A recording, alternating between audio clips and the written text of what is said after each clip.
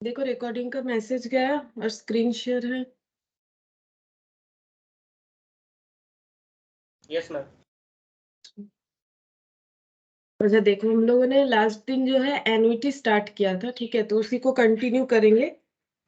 Annuity का मतलब हम लोगों ने देखा था, एन्युटी का मतलब होता है कि सीक्वेंस ऑफ पेमेंट या रिसिप्ट जो भी हो वो सेम अमाउंट में होना चाहिए, ठीक है, रेगुलरली होना चाहिए और स्पेसिफिक पीरियड के लिए होना चाहिए, तभी ऐसे कैश फ्लो को हम लोग बोलेंगे एन्युटी, ठीक है। कैश फ्लो का मतलब पैसे का फ्लो, अब इनफ्लो भी हो सकता है, आउटफ्लो भी हो सकता है। इनफ्लो का मतलब जब रिसिप्ट हो रहा है, आउटफ्लो का मतलब जब पेमेंट हो रहा है, ठीक है। अच्छा अब देखो यहाँ पर एक एग्जाम्पल देखो, यहाँ पर दिया हुआ है ईयर एंड, ठीक है, ईयर एंड, और यहाँ पर लिखा हुआ है payment receipt, year and payment receipt. तो एक पेमेंट रिसिप्ट का, अब इसको पेमेंट या रिसिप्ट कुछ भी मान लो, एक फ्लो दिया हुआ है, ठीक है। तो अगर पैसा कुछ इस तरह से पेमेंट हो रहा है, जैसे ये वाला टेबल, पहले ये वाला टेबल देखो, यहाँ पर फर्स्ट ईयर में 5000, सेकेंड ईयर में 6000, थर्ड ईयर में 4000, फोर्थ ईयर में 5000, फिफ्थ ईयर में 7000। क्या ये एन्युटी होगा फिर? क्या ये एन्युटी का सीक्वेंस है? टेबल 4.1, क्या यस ये एन्युटी एन्युटी बनेगा? और बनेगा तो क्यों बनेगा? ना एन्युटी का मैम, सारा सारा क्राइटेरिया फुलफिल करेगा तभी बनेगा ना। सोच के बताओ, एन्युटी होगा कि नहीं होगा, और नहीं होगा तो क्यों नहीं होगा और होगा तो क्यों होगा, बोलो। ম্যাম ये হবে जो না কারণ বলবো है, बोलो। ওই 3 নম্বর ডেটে 1000 টাকা, 2000 টাকা মনে হয় উইথড্র করে নিচ্ছে, তারপরে আবার 1000 টাকা ডিপোজিট করছে, তারপরে আবার 2000 টাকা ডিপোজিট করছে। এই কারণে হবে আর না। হ্যাঁ, আর অ্যানুইটিতে তো আপনি অ্যানুইটি বলে মানে, মানে কি অ্যানুইটির মানে? আমি কি বলেছি উইথড্র হলে হবে না? অ্যানুইটি মানে বলো, ঠিকই বলছো কিন্তু একটু ল্যাঙ্গুয়েজটা ঠিক বলো, উইথড্রল নয়, একটু ল্যাঙ্গুয়েজটা ঠিক বলো। प्रथम क्राइटेरिया, पहला क्राइटेरिया क्या है कि मंथली, ईयरली या क्वार्टरली होना चाहिए, वो तो हो रहा है ईयरली, ठीक है, पहला क्राइटेरिया फुलफिल कर रहा है। सेम अमाउंट होना चाहिए ना, अमाउंट सेम होना चाहिए, तो वो नहीं हो रहा है ना यहाँ पर देखो। तो सेकंड क्राइटेरिया ही तो फुलफिल नहीं हुआ, तो इसीलिए एन्युटी नहीं होगा, है ना। हमें सारा चीज, विथड्रॉल कितना है, पहले पहला है कि दिख ही रहा है कि सेम अमाउंट है ही नहीं, अगर सेम अमाउंट नहीं है तो एन्युटी होगा ही नहीं, है ना। विथड्रॉल ठीक है, विथड्रॉल से समझा रहे थे, वो प्रॉब्लम नहीं है, लेकिन बात ये है कि सेम अमाउंट होना चाहिए। जब दिख ही रहा है सेम अमाउंट नहीं है तो इसका मतलब एन्युटी नहीं है, ठीक है। अच्छा अब ये वाला बताओ, ये वाला एन्युटी होगा कि नहीं होगा? ये जो कैश फ्लो का टेबल बना हुआ है, क्या ये एन्युटी होगा? बोलो, क्या ये एन्युटी होगा? ম্যাম बोलो। সেকেন্ড ইয়ারে কি, ম্যাম সেকেন্ড ইয়ারে কি টাকা ডিপোজিট বা ডিপোজিট করতে হবে তো অ্যানিউটি হতে গেলে, এরকম মানে ব্যাপার? প্রত্যেক ইয়ারে? এক্ষুনি তো বললাম পেমেন্ট বা রিসিপ্ট মানে কি ডিপোজিটই হবে? আমি যেটা ইচ্ছা করতে পারি, sequence of payment, cash flow, cash inflow হোক বা ক্যাশ আউটফ্লো, অ্যানুইটি মানে ডিপোজিট করতে হবে এরকম কোথায় বলা আছে? অ্যানুইটি মানে ডিপোজিট কেন? অ্যানুইটি একটা স্কিম যেখানে তোমাকে একই রকম টাকা পে, যেমন তুমি ইনস্টলমেন্টে কিছু কিনছো তাহলে সেটাও অ্যানুইটি, কারণ তুমি একই রকম টাকা পেমেন্ট করবে। তার সাথে তার মানে যে দোকানদার রিসিভ করছে তার জন্য রিসিপ্ট, তোমার জন্য পেমেন্ট, তার জন্য অ্যানুইটি, তোমার জন্য অ্যানুইটি। তো অ্যানুইটি মানে পেমেন্ট এরকম আমি কখন বলেছি? এরকম আমি বলেছি? অ্যানুইটি মানে কেন হবে? সে তাহলে ক্লিয়ারলি লেখা আছে पेमेंट एंड रिसिप्ट। अच्छा सोच के बताओ, ऐसे तुक्का मत लगाओ, सोच के बताओ कि ये एन्युटी होगा कि नहीं, अगर नहीं होगा तो क्यों नहीं होगा, अगर होगा तो क्यों होगा, ऐसे ही मत बोलो हवा में, क्योंकि मैंने तो ম্যাম समझाया থার্ড है ना। ইয়ারে তো পেমেন্ট তো দেয়নি, ম্যাম থার্ড हाँ ইয়ারে রিসিভ তো পেমেন্ট হয়, রিসিট কিছুই हाँ হয়নি। हाँ ये তাহলে এটা তো मिडिल में। হবে না। हाँ इसीलिए नहीं होगा क्योंकि रेगुलरिटी ब्रेक हो रहा है ना। ऐसे ही मत बोलो तुम लोग, क्राइटेरिया को अगर नहीं समझोगे तो फिर कैसे होगा? ऐसे कुछ भी थोड़ी ना होगा। देखो यहाँ पर थर्ड ईयर में इरेगुलरिटी दिख रहा है, इस वजह से नहीं होगा। बाकी यहाँ पर देखो सेम अमाउंट था, ठीक है, लेकिन और ईयरली था, ठीक है, और 5 साल के लिए था, वो भी ठीक है, क्योंकि मैंने क्राइटेरिया बार बार देखो क्या क्या बोला था कि स्पेसिफिक पीरियड के लिए होना चाहिए, वो तो दिख रहा है 5 साल के लिए है, और क्या था, रेगुलरली होना चाहिए, वो यहाँ पर फुलफिल नहीं हुआ, इस वजह से एन्युटी नहीं होगा, क्योंकि एन्युटी होने के लिए सारा चीज कंप्लीशन होना चाहिए, जो भी क्राइटेरिया मैंने लिखा है ना। अच्छा, यहाँ पर और एक टेबल बन रहा है, क्या ये एन्युटी होगा, अब बताओ क्या ये एन्युटी होगा, अगर होगा तो क्यों होगा, इसका मतलब वो सारा क्राइटेरिया फुलफिल हो रहा होगा तभी ये एन्युटी होगा, क्या ये एन्युटी होगा? यस मैम, ये एन्युटी होगा। ये एन्युटी होगा क्योंकि एक स्पेसिफिक पीरियड के लिए हो रहा है, हर साल के एंड में हो रहा है, मतलब एक पैटर्न में हो रहा है, 5,000 करके पेमेंट या रिसिप्ट ऑब्लिक दे रखा है, ऐसा जरूरी नहीं है कि ये पेमेंट ही, और ऐसा जरूरी नहीं है कि रिसिप्ट ही है, पेमेंट भी हो सकता है, रिसिप्ट भी हो सकता है ना। जब हम लोग किसी को पेमेंट करते हैं तो किसी के लिए तो वो रिसिप्ट है, और जब किसी से पैसा लेते हैं तो किसी के लिए तो वो पेमेंट है ना। तो एन्युटी का मतलब पेमेंट या रिसिप्ट का बात नहीं है, एन्युटी एक प्रोसेस है, पैसा पेमेंट करने का एक तरीका है, जैसे ईएमआई होता है तो उसमें क्या होता है, मंथली हमें पे करना पड़ता है, इस तरह से होता है। एन्युटी का मतलब ऐसा नहीं कि विथड्रॉल या फिर डिपॉजिट, ठीक है, ये नहीं होता है। एन्युटी एक जैसे इंटरेस्ट, सिंपल इंटरेस्ट भी इंटरेस्ट लेने का या देने का एक तरीका है, उसी तरह से कंपाउंड इंटरेस्ट भी। अब कंपाउंड इंटरेस्ट मतलब भी क्या ये होगा कि इंटरेस्ट मिलेगा, मिलेगा, अगर हम बैंक में पैसा रख रहे हैं तो मुझे इंटरेस्ट मिलेगा, लेकिन बैंक की तरफ से क्या हुआ, उन लोगों को इंटरेस्ट देना पड़ा, ठीक है। तो हमेशा एक पार्टी के लिए पेबल और एक पार्टी के लिए रिसीवेबल होगा ही होगा। और ये सब क्या, ये सब एक एक तरीका है, ठीक है, नाम है, लैंग्वेज है, जैसे सिंपल इंटरेस्ट, कंपाउंड इंटरेस्ट, वैसे एन्युटी। तो एन्युटी का मतलब होता है जब सीक्वेंस में हम लोग पेमेंट या रिसिप्ट करते हैं प्लस ये सारे क्राइटेरिया को फुलफिल करवाते हैं।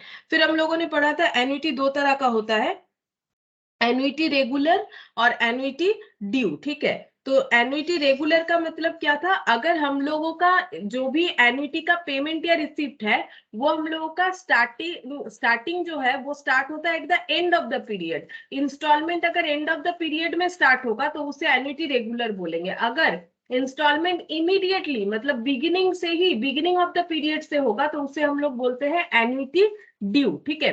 अगेन ये लेकिन एक नाम है, अब इसमें पेमेंट भी हो सकता है, रिसिप्ट भी हो सकता है। अब ये देखो जैसे मैंने एग्जांपल दिया था, लोन, लोन रीपे कर रहे हो विथ इक्वल इंस्टॉलमेंट, तो ये मैंने रीपेड का एग्जांपल दिया, तो इसका मतलब ऐसा नहीं है जैसे मानो मैंने किसी को लोन दिया तो मुझे ईएमआई मिल रहा है तो वो मेरे लिए एन्युटी है, मेरे लिए रिसिप्ट एन्युटी है, जो दे रहा है उसके लिए पेड एन्युटी है।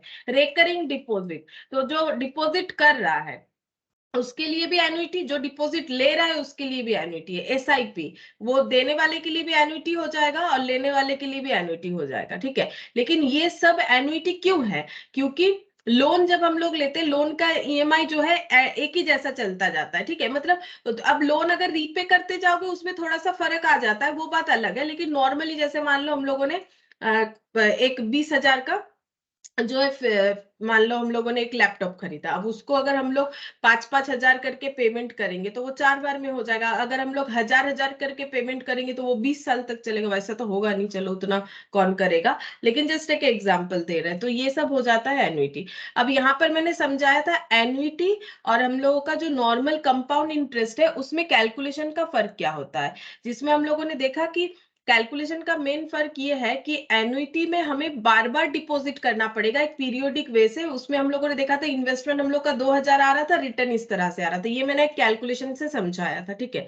अच्छा, अब देखो, अब हम लोग इसको आगे स्टार्ट और भी करते हैं। देखो यहाँ पर हम लोग लिखेंगे कि क्वेश्चन में कैसे समझोगे कि ये एन्युटी का क्वेश्चन है, वैसे पढ़ के समझ में आएगा, मैंने अभी तक जो भी बताया वो तुम लोग फॉलो करोगे तो पढ़ के जरूर समझोगे, फिर भी कुछ लैंग्वेज लिख लो ताकि आइडेंटिफाई करने में काफी आसान हो।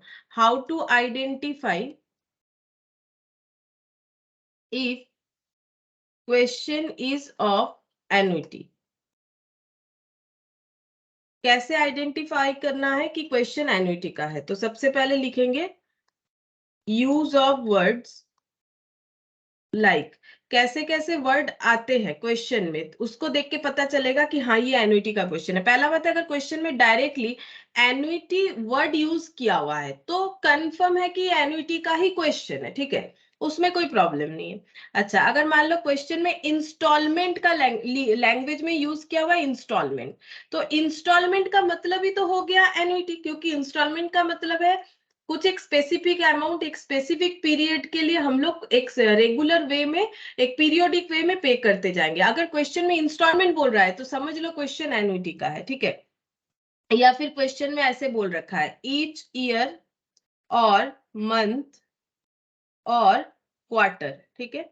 ऐसे अगर लैंग्वेज दिया हुआ है तो ये एन्युटी का होगा। अब ये हिंट्स तुम लोग को रटना नहीं है, क्वेश्चन करोगे ना तब खुद समझ में आएगा कि इसमें हेल्प हो रहा है कि हाँ ऐसा वर्ड होने से बिल्कुल एन्युटी का ही क्वेश्चन होगा। क्योंकि इसके पहले हम लोगों ने जो भी क्वेश्चन किया like simple interest compound interest, वहां पर ये सब लैंग्वेज हम लोग को नहीं दिखा था, ठीक है। क्योंकि वो एन्युटी था नहीं, वो क्या था, एफडी की तरह था, फिक्स डिपॉजिट की तरह एक ही बार पैसा देना था। अच्छा अब लिखेंगे how to identify type of annuity in question, ठीक है। एन्युटी को कैसे हम लोग आइडेंटिफाई करेंगे क्वेश्चन में, if question is silent about when instalment are starting, ठीक है। जैसे मैंने बोला अगर इंस्टॉलमेंट के ऊपर डिपेंड करके एन्युटी रेगुलर या एन्युटी ड्यू होता है ना। लेकिन क्वेश्चन में ये बताया ही नहीं कि इंस्टॉलमेंट हमारा स्टार्टिंग कहाँ से हो रहा है, एंड ऑफ द पीरियड से या बिगिनिंग ऑफ द पीरियड से। अगर ये चीज क्वेश्चन में मिसिंग है, साइलेंट है, नहीं बता रहा है, तब हमें क्या एजम्पशन लेना पड़ेगा, यहाँ पर लिखो we will use annuity regular. तब हम लोग एन्युटी रेगुलर मान के क्वेश्चन को करेंगे, ठीक है। अगर क्वेश्चन में स्पेसिफिकली हमें नहीं बताया गया है कि क्वेश्चन एन्युटी ड्यू का है कि एन्युटी रेगुलर, अब देखो क्वेश्चन में या तो लैंग्वेज रेगुलर या ड्यू यूज करेगा। अगर ये कर लिया तो तुम लोग समझ जाओगे कि रेगुलर मतलब क्या होता है, ड्यू मतलब, क्योंकि मैंने बता रखा है। लेकिन अगर क्वेश्चन में बताया कि इंस्टॉलमेंट जो है वो starting at the end of the period है, तो मान लो एन्युटी रेगुलर का बात कर रहा है। अगर बोला बिगिनिंग ऑफ द पीरियड है तो ड्यू का बात कर रहा है। लेकिन अगर कुछ भी नहीं बोला है तो हमेशा हम लोग एन्युटी रेगुलर ही मानेंगे, मतलब मानेंगे कि क्वेश्चन इंस्टॉलमेंट का है, इन्वेस्टमेंट का नहीं है, ठीक है। तो ये हमें याद रखना पड़ेगा, ये कुछ चीज हमें जरूर याद रखना है, नहीं तो हम लोग नहीं कर पाएंगे क्वेश्चन। अब यहाँ पर हो जाएगा annuity due is used when question using words like. अब एन्युटी ड्यू कब हमें यूज करना है, अगर हमें डायरेक्टली कुछ नहीं बताया बट कुछ इस तरह के वर्ड है जैसे कि स्टार्टिंग फ्रॉम टुडे, आज से ही पे करना है, इसका मतलब इन्वेस्टमेंट वाला क्वेश्चन यानी एन्युटी ड्यू, ठीक है। या फिर बोल दिया starting from immediately, then again वही वाला बात हो गया एन्युटी ड्यू। या फिर बोल दिया स्टार्टिंग नाउ, ऐसा क्वेश्चन में रहेगा, ठीक है। अभी तुम लोग को लग रहा है ये सब क्या वर्ड है, लेकिन क्वेश्चन देखोगे ना तो उसमें क्वेश्चन में इस तरह का वर्ड यूज होगा, ठीक है। अगर इस तरह का वर्ड यूज हो रहा है starting from today, starting from immediately, starting now, तो इसका मतलब क्या हो जाएगा, ये एन्युटी ड्यू बता रहा है, ठीक है। अच्छा अब हम लोग कुछ और जो है वर्ड पढ़ेंगे, that is single cash flow, single cash flow और एन्युटी, ठीक है। जिसमें से एन्युटी हम लोग पढ़ चुके हैं, इसके बारे में हम लोगों ने काफी कुछ पढ़ा, ठीक है। तो सिंगल कैश फ्लो और एन्युटी में फर्क क्या है, देखो सिंगल कैश फ्लो कौन सा था पता है, लास्ट दिन जब मैंने एग्जांपल दिया था ये था हम लोग का सिंगल कैश फ्लो। हम लोग जब एफडी करते हैं, मान लो तुम लोग बैंक में एफडी करना चाहते हो, सपोज एक 50,000 का एफडी करना चाहते हो, तो एक ही बार तुम लोग को बैंक को 50,000 देना पड़ेगा, ठीक है। अब अगर एफडी मान लो 3 साल का है तो 3 साल बाद बैंक जो भी रेलिवेंट इंटरेस्ट होगा उसके साथ पैसा रिटर्न कर देगी, ठीक है। तो पैसा हमें कितना बार देना पड़ा, एक ही बार। तो ये हो गया सिंगल कैश फ्लो, एक ही बार देना पड़ा, इसको हम लोग बोलेंगे सिंगल कैश फ्लो। तो सिंगल कैश फ्लो क्या क्या हो सकता है, जैसे कि एफडी, एफडी का मतलब फिक्स डिपॉजिट। अगर हम लोग फिक्स डिपॉजिट कर रहे हैं तो वो हमें सिंगल कैश फ्लो करवाएगा, मतलब एक ही बार हमें पैसा देना पड़ेगा। अब नॉर्मली एफडी कर रहे तो बैंक का ही बात बोलेंगे ना। अब देखो सेविंग्स, सेविंग्स अकाउंट में भी हमें एक ही बार जो है पैसा देना पड़ता है, सिंगल कैश फ्लो, ठीक है। अच्छा, उसके बाद मान लो कोई वन टाइम लोन लिया हम लोगों ने, वन टाइम लोन, तो ये भी हम लोग का सिंगल कैश फ्लो है। अच्छा, अब एन्युटी क्या क्या है? एन्युटी जैसे कि आरडी, मैंने बोला था ना, रेकरिंग डिपॉजिट। एन्युटी का मतलब ही हो जाएगा कि कुछ एक स्पेसिफिक अमाउंट एक स्पेसिफिक पीरियड के लिए हम लोग जो है रेगुलर वे में पे करेंगे या रिसिप्ट करेंगे। तो रेकरिंग डिपॉजिट, अगर हमें जैसे पोस्ट ऑफिस वगैरह में होता है आरडी, तो रेकरिंग डिपॉजिट करना है। अगर मंथली होता है तो मंथली आके पैसा जो है कलेक्ट कर लेते हैं। अगर हम लोग किसी एजेंट के थ्रू से करते हैं, अगर हम लोग खुद करेंगे तो जाके डिपॉजिट करना पड़ेगा, ठीक है। तो रेकरिंग डिपॉजिट हो गया। अच्छा, और हो जाएगा हम लोग का जैसे instalment based loan. Instalment based loan लिया है हम लोगों ने तो भी होगा। एसआईपी, एसआईपी का मतलब मैंने लास्ट दिन बताया था, सिस्टमेटिक इन्वेस्टमेंट प्लान, ठीक है। तुम लोग देखोगे ऐड देता है टीवी में, ठीक है, एसआईपी कीजिए। तो एसआईपी मतलब सिस्टमेटिक इन्वेस्टमेंट प्लान, मतलब एक इन्वेस्टमेंट करना है। मान लो कि आज हम लोग लगाएंगे 1 लाख रुपया, और एक्चुअली ये काफी मतलब इस तरह से नहीं होता है कि 1 लाख रुपए लगाएंगे, मंथली हमें कुछ एक अमाउंट देना पड़ेगा, और या फिर ईयरली, मंथली मान के चलो, और फ्यूचर में वो पैसा बढ़ जाएगा इतने इतने इंटरेस्ट से, तो ये हो जाता है एसआईपी। तो इसमें भी हमें क्या करना पड़ेगा, एक अमाउंट जो है डिपॉजिट करते जाना पड़ेगा एक स्पेसिफिक टाइम पीरियड के लिए, ठीक है। तो ये हो गया एन्युटी का एग्जाम्पल। तो ये नया क्या है? नया कुछ नहीं है, सिंगल कैश फ्लो लैंग्वेज, और इसमें अंतर मतलब डिफरेंस समझ लिया हम लोगों ने, और भी थोड़ा सा क्लियरली। अब ये सिंगल कैश फ्लो में कुछ फॉर्मूला है जिसको हम लोग यूज करेंगे, हम यहाँ पर लिख के दिखाते हैं, ठीक है। ये देखो, ये फॉर्मूला हमें याद करना पड़ेगा, लेकिन याद हो जाएगा। सिंगल कैश फ्लो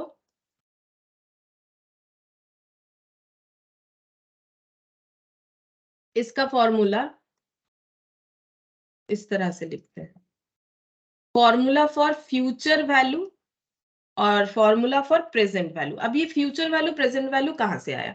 देखो, जैसे हम लोग सिंगल कैश फ्लो, लास्ट दिन जो मैंने एग्जांपल दिया, ये वाला सिंगल कैश फ्लो का था। क्यों?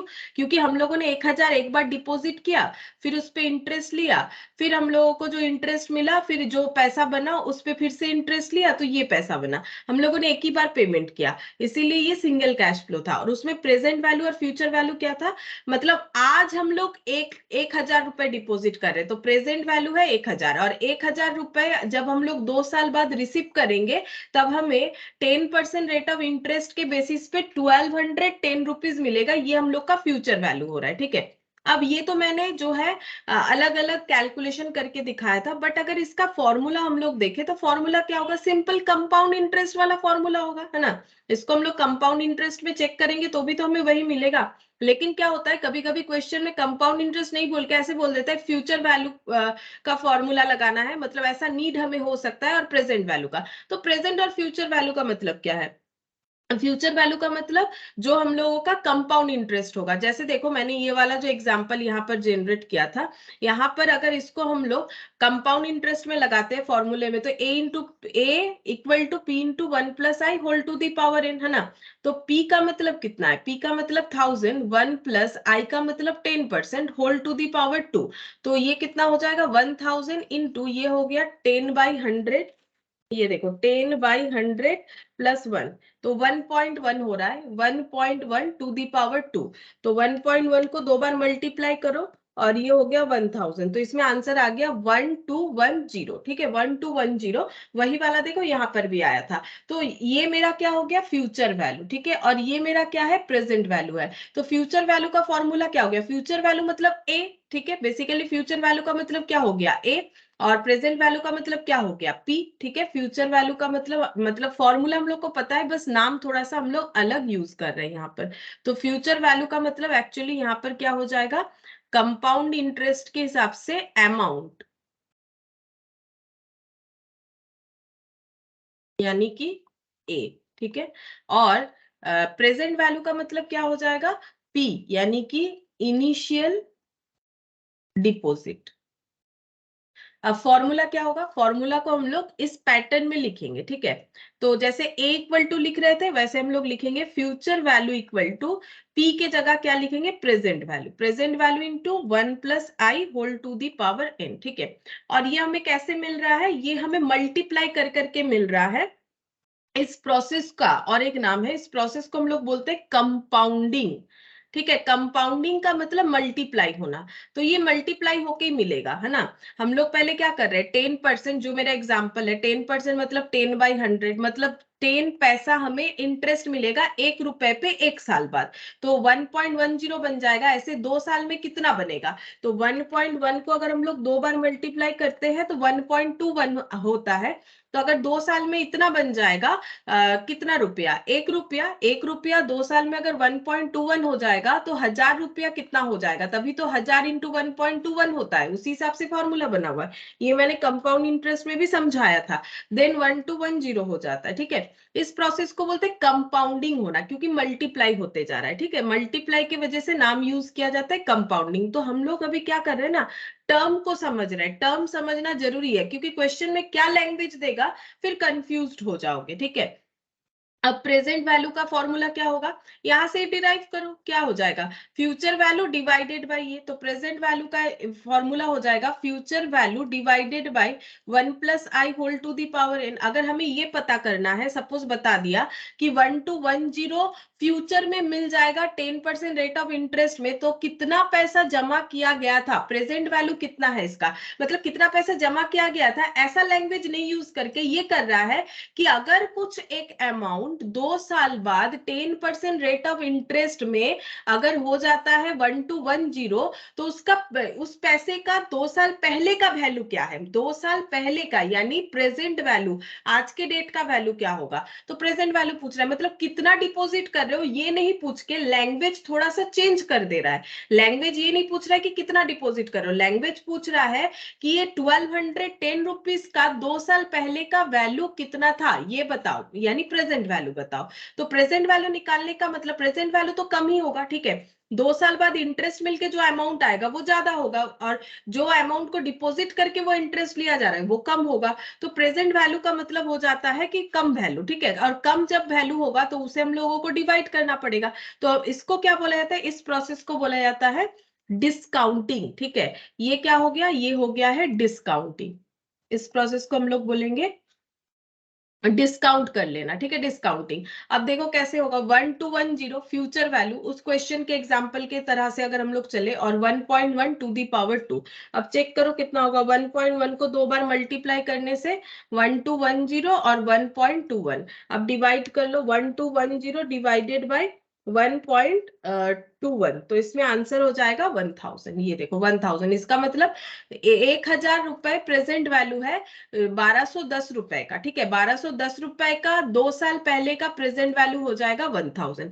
तो लैंग्वेज घुमा देगा, ठीक है। हम लोग को प्रेजेंट वैल्यू, फ्यूचर वैल्यू, ये लैंग्वेज भी यूज कर सकता है, सिंगल कैश फ्लो, एनुइटी, ऐसा भी लैंग्वेज यूज कर सकता है। डिपेंड करेगा कि क्वेश्चन क्या क्या वर्ड हमारे लिए रख रहा है, ठीक है। तो इसीलिए सारे वर्ड्स के साथ हमारा जो है हैबिट रहना चाहिए। तो ये हो गया सिंगल कैश फ्लो का फॉर्मूला, ठीक है।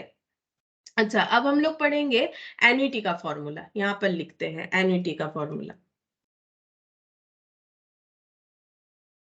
एन्युटी में भी हम लोग का हो जाएगा प्रेजेंट वैल्यू और फ्यूचर वैल्यू, ठीक है।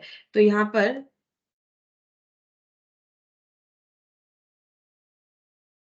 पर लिखेंगे प्रेजेंट वैल्यू ऑफ, पहले इसका दो जगह बना लेते हैं, एक हो जाएगा प्रेजेंट वैल्यू, एक हो जाएगा फ्यूचर वैल्यू, ठीक है। अच्छा, प्रेजेंट वैल्यू में इसका दो हो जाएगा, क्योंकि एन्युटी दो तरह का होता है, एन्युटी रेगुलर और एन्युटी ड्यू। तो यहां पर लिखेंगे present value of annuity regular, इसका एक फॉर्मूला होगा। और यहां पर लिखेंगे present value of annuity due, इसका एक फॉर्मूला होगा, ठीक है। अच्छा, तो जैसे देखो ये नया कोई फॉर्मूला नहीं लिखा है मैंने, बस नाम जो है फ्यूचर वैल्यू और प्रेजेंट वैल्यू यूज किया है और कुछ नहीं, ठीक है। तो नया अभी तक कुछ याद नहीं करना पड़ेगा तुम लोगों को, जब होगा तब बताएंगे। देखो अब यहाँ पर लिखेंगे future value of annuity regular और future value of annuity due. ठीक है, इस तरह से होगा। अब हम लोग फॉर्मूला लिखेंगे, लेकिन उसके पहले हम एक क्वेश्चन से समझाना चाहते हैं कि एन्युटी रेगुलर और एन्युटी ड्यू को हम लोग किस तरह से इसका प्रेजेंट वैल्यू कैलकुलेट कर सकते हैं। तो ये फॉर्मूला हम बताएंगे। ये पेज हम फॉर्मूला के लिए रख रहे हैं, इसके नीचे फॉर्मूला यहाँ पर और यहाँ पर ऐसे लिखेंगे। ठीक है, तो तुम लोग भी अपना पेज रख दो। अब हम लोग क्या करेंगे, पहले ये देखेंगे एक एग्जाम्पल के साथ कि ये present value of annuity regular या present value of annuity due कैसे होगा। तो हम एक यहाँ पर एग्जाम्पल बना लेते हैं।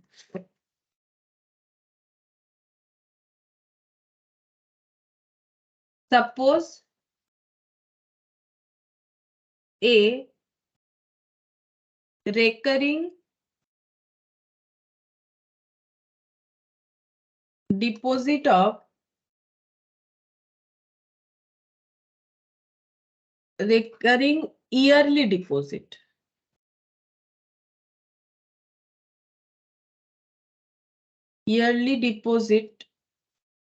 of rupees 5,000 for 4 years starting from end of the period for 10% per annum interest rate। ठीक है, तो ये जस्ट मैंने एक एग्जांपल लिया, लैंग्वेज शायद उतना अच्छा नहीं बना हो। ठीक है, हमारा काम हो जाएगा। एग्जांपल ये है कि एक रेकरिंग डिपॉजिट करना है। रेकरिंग डिपॉजिट कैसे होगा, ईयरली, मतलब मंथली डिपॉजिट नहीं हो रहा है, ईयरली 5,000 करके डिपॉजिट करना पड़ेगा 4 साल के लिए। अब कब से करना पड़ेगा डिपॉजिट, कब से करना है, देखो स्टार्टिंग फ्रॉम एंड। अगर स्टार्टिंग फ्रॉम एंड है, इसका मतलब एन्युटी रेगुलर हुआ कि ड्यू हुआ। स्टार्टिंग फ्रॉम एंड का मतलब जो इंस्टॉलमेंट का होता है, इंस्टॉलमेंट तो एंड से ही स्टार्ट होता है ना, मतलब एन्युटी रेगुलर हो गया। ठीक है, ये करते करते आदत कर लो कि एन्युटी रेगुलर होगा कि ड्यू होगा। तो देखो, पहला बात है कि रिकरिंग डिपॉजिट है, ईयरली डिपॉजिट है, 5,000 करके है 4 साल के लिए, तो ये एन्युटी है पक्का, क्योंकि एन्युटी में सेम अमाउंट होता है, स्पेसिफिक पीरियड के लिए होता है, 4 साल के लिए है, और हमें रेगुलर बेसिस पे ईयरली करना है। तो एक पीरियड भी बता दिया है, और एंड ऑफ द पीरियड है, एंड ऑफ द पीरियड में हमें पेमेंट करना पड़ेगा। इसका मतलब एन्युटी रेगुलर है, इंटरेस्ट रेट 10% पर एनम है। तो कितना पैसा मिलेगा अगर हम लोग एक ऐसा स्कीम एडॉप्ट कर चुके हैं कि हम लोग 5,000 का एक आरडी करेंगे, तो हम लोग को 4 साल बाद कितना पैसा मिलेगा ये कैलकुलेट करना है। तो तुम लोग अपने हिसाब से भी कैलकुलेट करके देख सकते हो, मुझे बता सकते हो। तो देखो, हम लोग 5,000 जमा करेंगे। ठीक है, 4 साल का स्कीम है हम लोग का।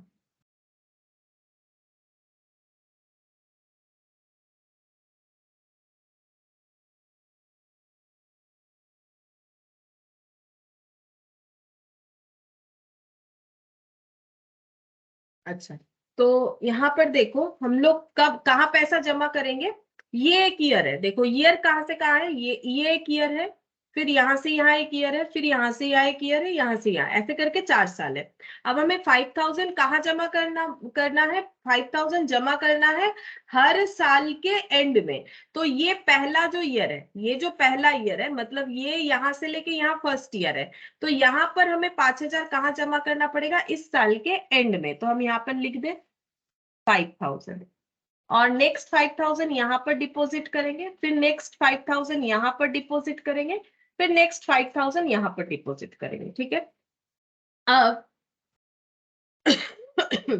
अब मुझे बताओ कि ये 5,000 जो पहला बार हम लोग इन्वेस्ट किया, पहले तो हम लोग ये वाला 5,000 देंगे। एक काम करते हैं, एक एक करके लिखते हैं। पहला 5,000 हम लोगों ने इस साल के एंड में दे दिया, तो इस 5,000 पे कितने दिन तक इंटरेस्ट मिलता जाएगा। अगर हम लोग का पूरा स्कीम 4 साल का है, तो ये 5,000 पे कितने दिन तक, मतलब कितने साल का इंटरेस्ट मिलेगा, ये बताओ। ये 5,000 पे कितने साल का इंटरेस्ट मिलेगा। मेरा क्वेश्चन समझ में आया कि नहीं आया। ये 5,000 मान लो हम लोगों ने पोस्ट ऑफिस या बैंक में डिपॉजिट कर दिया आरडी स्कीम में, तो बैंक वालों ने 5,000 ले लिया हमसे। अब इस पे कितने दिन का इंटरेस्ट मिलेगा? ये पैसा तो रख दिया, 4 साल बाद ये पैसा लेंगे तो कितने दिन तक, कितने साल का इंटरेस्ट मिलेगा इस पे?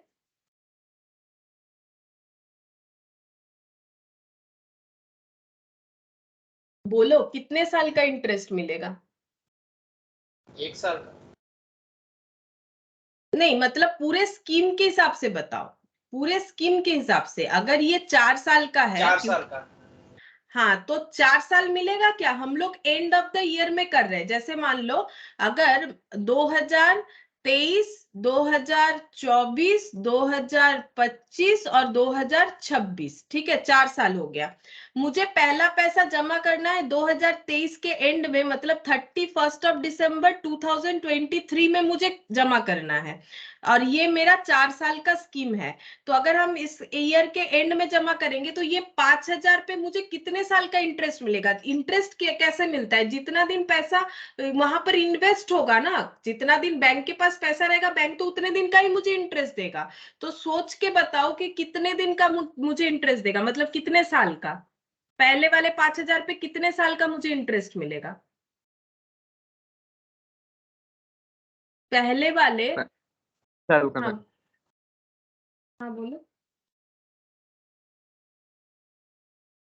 एक बार बोलो, आवाज कट रहा है।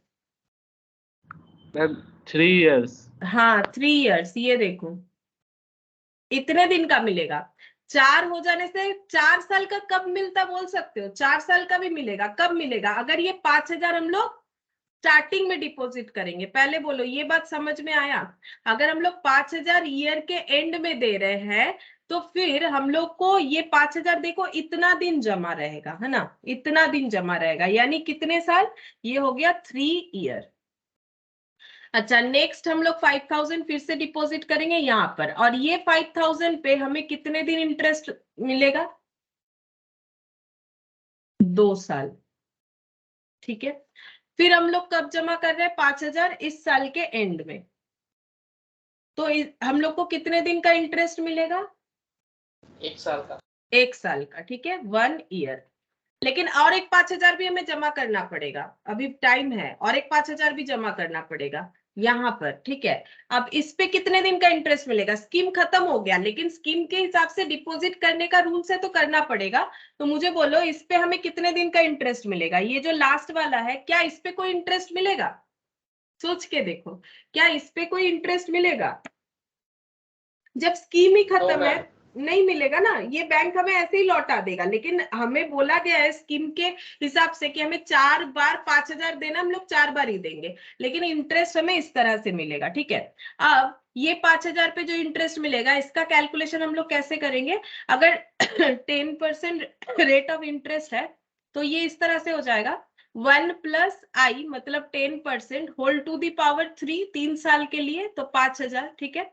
हम लोग ऐसे करके कैलकुलेट करेंगे। दूसरा वाला कैसे हो जाएगा? ये वाला, ये देखो 5,000 into 1 plus 10% whole to the power 2 हो जाएगा, ठीक है।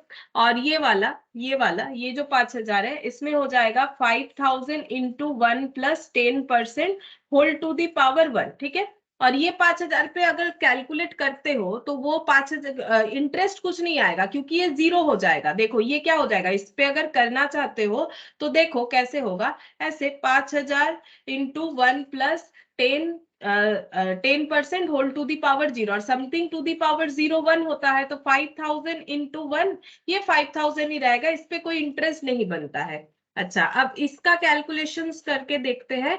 ये वाला हम ना अपने कैलकुलेटर पे करें, उस पे थोड़ा टाइम ज्यादा लगता है, इसीलिए तुम लोग भी अपने कैलकुलेटर पे कर सकते हो। 1.1 इंटू 5,000, ठीक है, यहाँ पर हो गया 1.1 और 5,000, तो यहाँ पर आंसर आ रहा है 5500, 5500। और यहाँ पर देखो ये सेकेंड ईयर वाला 5,000 इंटू 10/100 प्लस 1, 2 बार मल्टीप्लाई करेंगे 1.21, तो इंटू 5,000, तो 6050, ठीक है।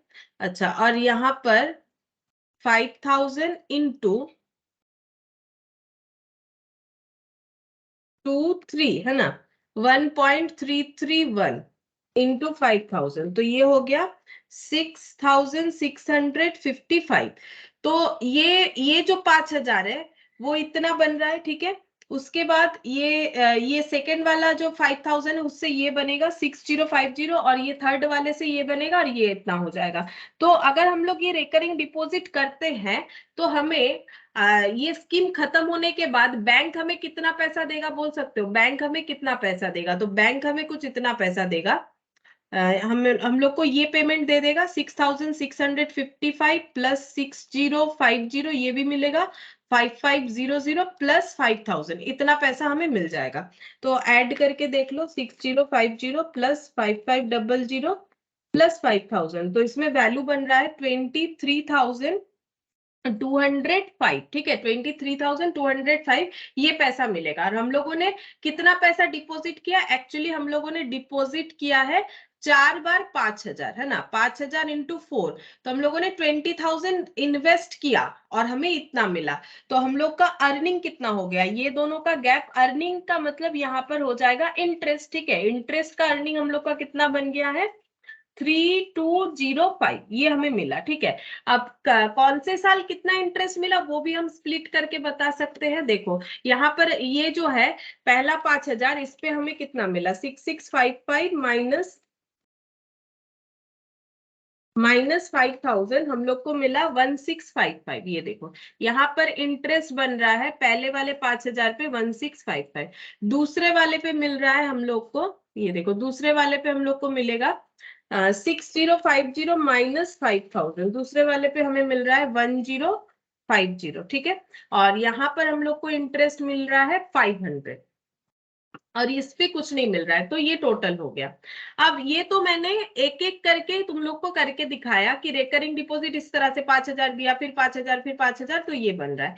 लेकिन क्या हमें इतना कुछ करना है एग्जाम में? अगर ये 10 बार होता, क्या हम लोग एक एक करके करते जाए? नहीं, ऐसा नहीं, हम लोग फॉर्मूला का यूज करेंगे, ठीक है। हम लोग फॉर्मूला से कैलकुलेट करेंगे। तो कैसे कैलकुलेट होगा? देखो हम लोग क्या निकाल रहे हैं, हम लोगों को फ्यूचर वैल्यू निकालना है, ठीक है। अगर हमें ये कैलकुलेट करना है कि ये इन्वेस्टमेंट करके 23,205 हमें मिल जाएगा, ये हमें अगर फॉर्मूले में निकालना है, तो बेसिकली हम लोग फ्यूचर वैल्यू निकालना चाहते हैं कि अगर 5,000 करके 4 बार जमा करते हैं तो हमें ये पैसा मिलेगा। अब देखो कैसे करके हम लोग फॉर्मूला से इसे कर सकते हैं। तो यहाँ पर लिखेंगे फॉर्मूला, फॉर्मूला से कैसे होगा? देखो फॉर्मूला बनता है कुछ इस तरह से, future value of annuity regular, ठीक है। ये रेगुलर क्यों है? क्योंकि एंड ऑफ द पीरियड से हम लोग डिपॉजिट कर रहे हैं। तो यहाँ पर future value of annuity factor भी लिखते हैं इसे, A into future value of annuity factor n comma I, ठीक है। ये याद रखने का जरूरत नहीं, ये जस्ट हम समझा रहे। मेन जो फॉर्मूला है वो कुछ इस तरह से है, 1 plus I whole to the power n minus 1 divided by i, ये फॉर्मूला है, ठीक है। अब इससे पहले हम पुट करके दिखाएंगे कैसे होगा। तो ए का मतलब क्या होगा? ए का मतलब होता है, पहले लिख देते हैं, ए का मतलब होता है एन्युटी, ठीक है। एन्युटी का मतलब जो रेगुलर पेमेंट या रिसिप्ट हमें मिलता है, यानी 5,000। यहाँ पर ए का वैल्यू कितना है? 5,000, हम लोग हर बार 5,000 करके डिपॉजिट कर रहे हैं। अच्छा, 1 तो फॉर्मूले में 1 रहेगा। आई का मतलब 10%, क्वेश्चन में दिया था 4 साल के लिए चल रहा है ये स्कीम, और ये -1, और आई का मतलब 10%, ठीक है। तो पहले इसको कैलकुलेशन कर लो तो आंसर मिल जाएगा। तो 10/100 प्लस 1, ठीक है। तो ये कितना आया? ये देखो 5,000 इंटू ये आ रहा है 1.1 to the power 4 minus 1 divided by 10%।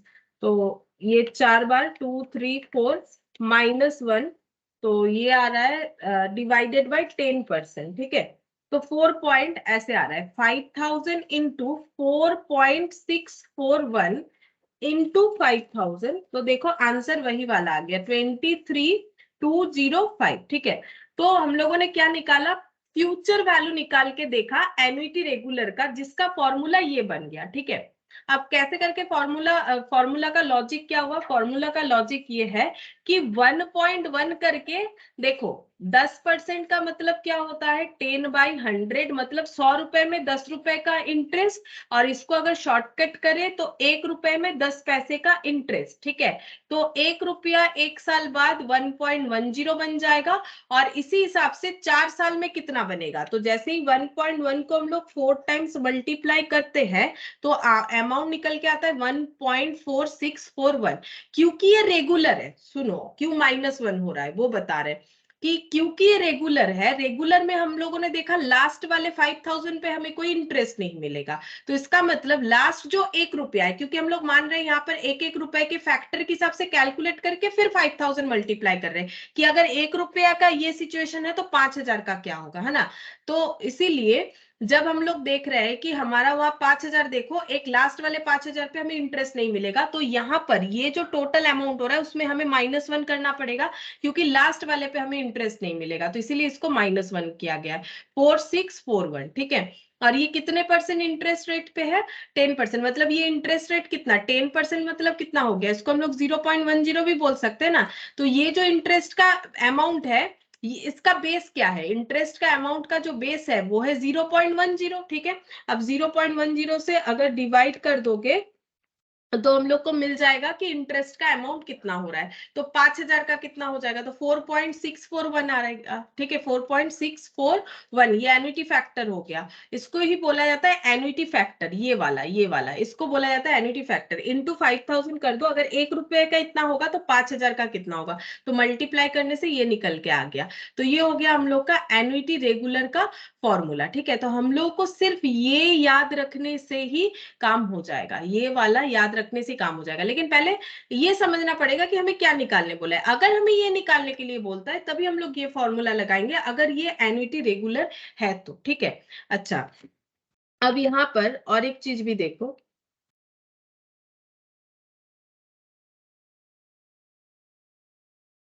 अच्छा एक सेकेंड, हाँ और एक तरीके से भी होता है वो हम एक बार देख लेते हैं। एक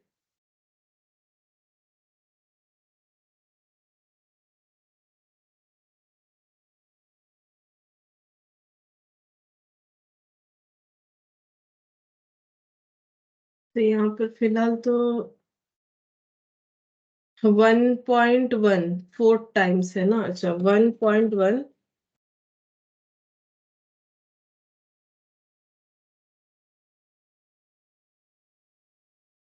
1 2 3 4, अच्छा ठीक है छोड़ो, ऐसे ही करेंगे, कोई बात नहीं ऐसे ही कर लेंगे। तो ये याद रखने का जरूरत नहीं है, मतलब मेनली ये याद रखने का जरूरत है। अच्छा क्या याद रखना है वो हम यहाँ पर लिख के दिखा देते हैं, ठीक है, यहाँ पर लिख के दिखा देते हैं, मैंने यहाँ जगह तो बना रखा है। तो हम लोगों ने सबसे पहले ये फॉर्मूला नहीं सीखा है अभी, अभी हम लोगों ने ये वाला फॉर्मूला सीखा, ठीक है, future value of annuity regular. तो अभी हम लोग future value of annuity regular का जो फॉर्मूला है उसको यहाँ पर पुट कर देते हैं। तो फॉर्मूला हम लोग का क्या हो गया, ए into 1 plus I whole to the power n minus 1 divided by I, ठीक है, ये हो गया future value of annuity regular. अब future value of annuity due क्या होगा, इसका फॉर्मूला क्या होगा, देखो अगर future value of annuity due, तो उसको हम लोग कैसे आइडेंटिफाई करेंगे, देखो रेगुलर और ड्यू में फर्क क्या है, सेम प्रोसेस रहेगा, मतलब मान लो सेम एग्जांपल है, लेकिन यहाँ पर starting from and of the period है, वो starting from beginning of the period होगा। तो उसमें देखो कैसे होगा, उसमें ये ड्रॉ इस तरह से हो जाएगा, मान लो 4 साल वाला स्कीम है, ठीक है, और पैसा कहाँ डिपॉजिट करना है, बिगिनिंग ऑफ द पीरियड में, मतलब यहाँ पर एक बार 5000 ये पीरियड के बिगिनिंग में, फिर ये वाले पीरियड के बिगिनिंग में। जैसे देखो ये जो 5000 लिखा गया है वो इस पीरियड के बिगिनिंग के लिए, ये 5000 इस पीरियड के बिगिनिंग के लिए। अब इस पीरियड के बिगिनिंग के लिए अगेन हम लोग एक 5000 लिखेंगे 4 बार के लिए, और इस पीरियड के बिगिनिंग के लिए 5000, ठीक है। तो वहां पर हम लोग का एंड में था, यहाँ पर हम लोग का बिगिनिंग में देना पड़ेगा अगर future value of annuity due का बात हो रहा है, ठीक है। तो अगर future value of annuity due का बात हो रहा है तो इस 5,000 पे हमें कितने दिन तक का इंटरेस्ट मिलेगा? ये पूरा साल, फिर ये पूरा साल, फिर ये पूरा साल, फिर ये पूरा साल, यानी 4 साल के लिए। यहाँ पर इसमें हो जाएगा 4 साल के लिए। अच्छा, उसके बाद वाला ये जो है इस पे कितना हो जाएगा? इस पे हम लोग का हो जाएगा 3 ईयर। ठीक है, इस पे हम लोग का 3 ईयर हो जाएगा। अच्छा, ये वाला जो है इस पे हम लोग का 2 ईयर हो जाएगा।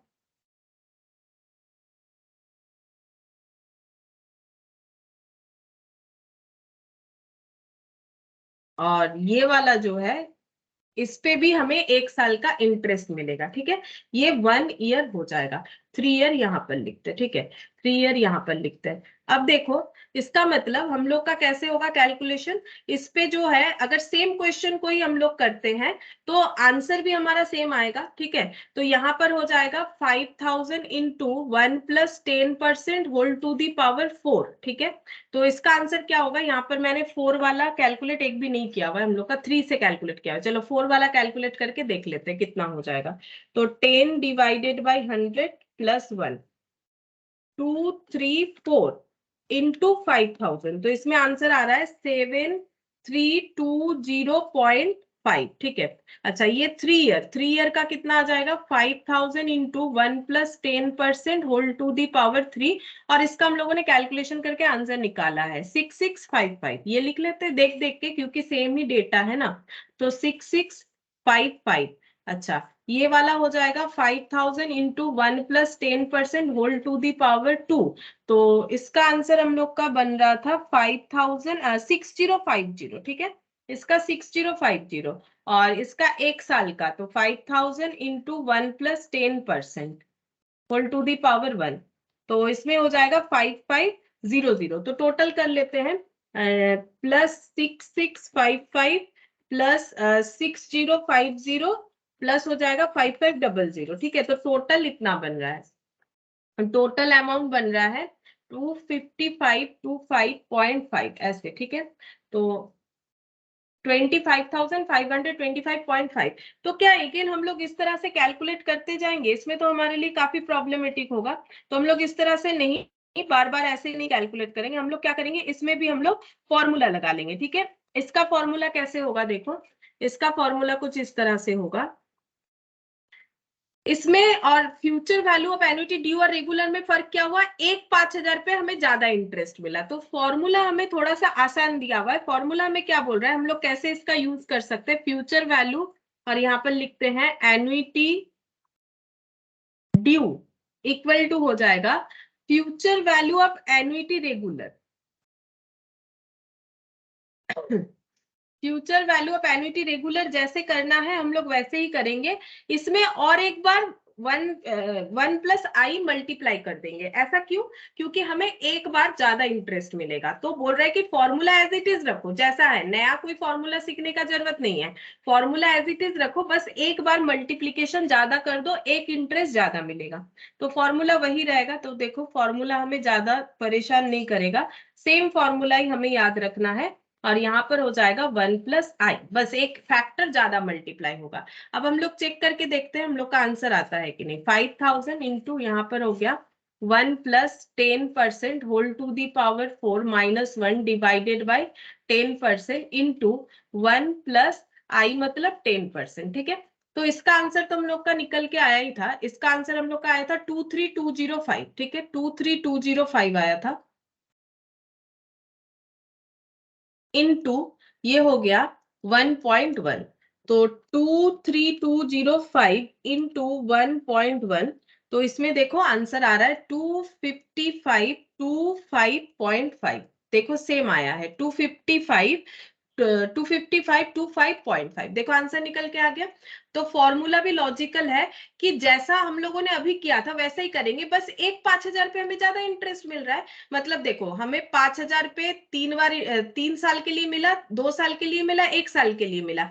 ये बात वैसा ही है जैसा पहले था। ठीक है, लेकिन एक 5,000 पे हमें ज्यादा मिला, तो इसीलिए हम लोग यहाँ पर और एक बार इसको मल्टीप्लाई करेंगे। तो इससे हम लोग को क्या हुआ, एक एग्जाम्पल से पूरा कंसेप्ट समझ में आता है कि क्यों इस तरह से फॉर्मूला हो रहा है। क्योंकि थोड़ा सा फॉर्मूला बेस्ड हो जा रहा है तो हमें फॉर्मूला याद रखना पड़ेगा, इसीलिए मैंने इस तरह से समझाया। अब इसको हम लिख देते हैं कि फॉर्मूला कैसे लिखना पड़ेगा। तो यहाँ पर लिखते हैं, इसका फॉर्मूला हो जाएगा future value of annuity regular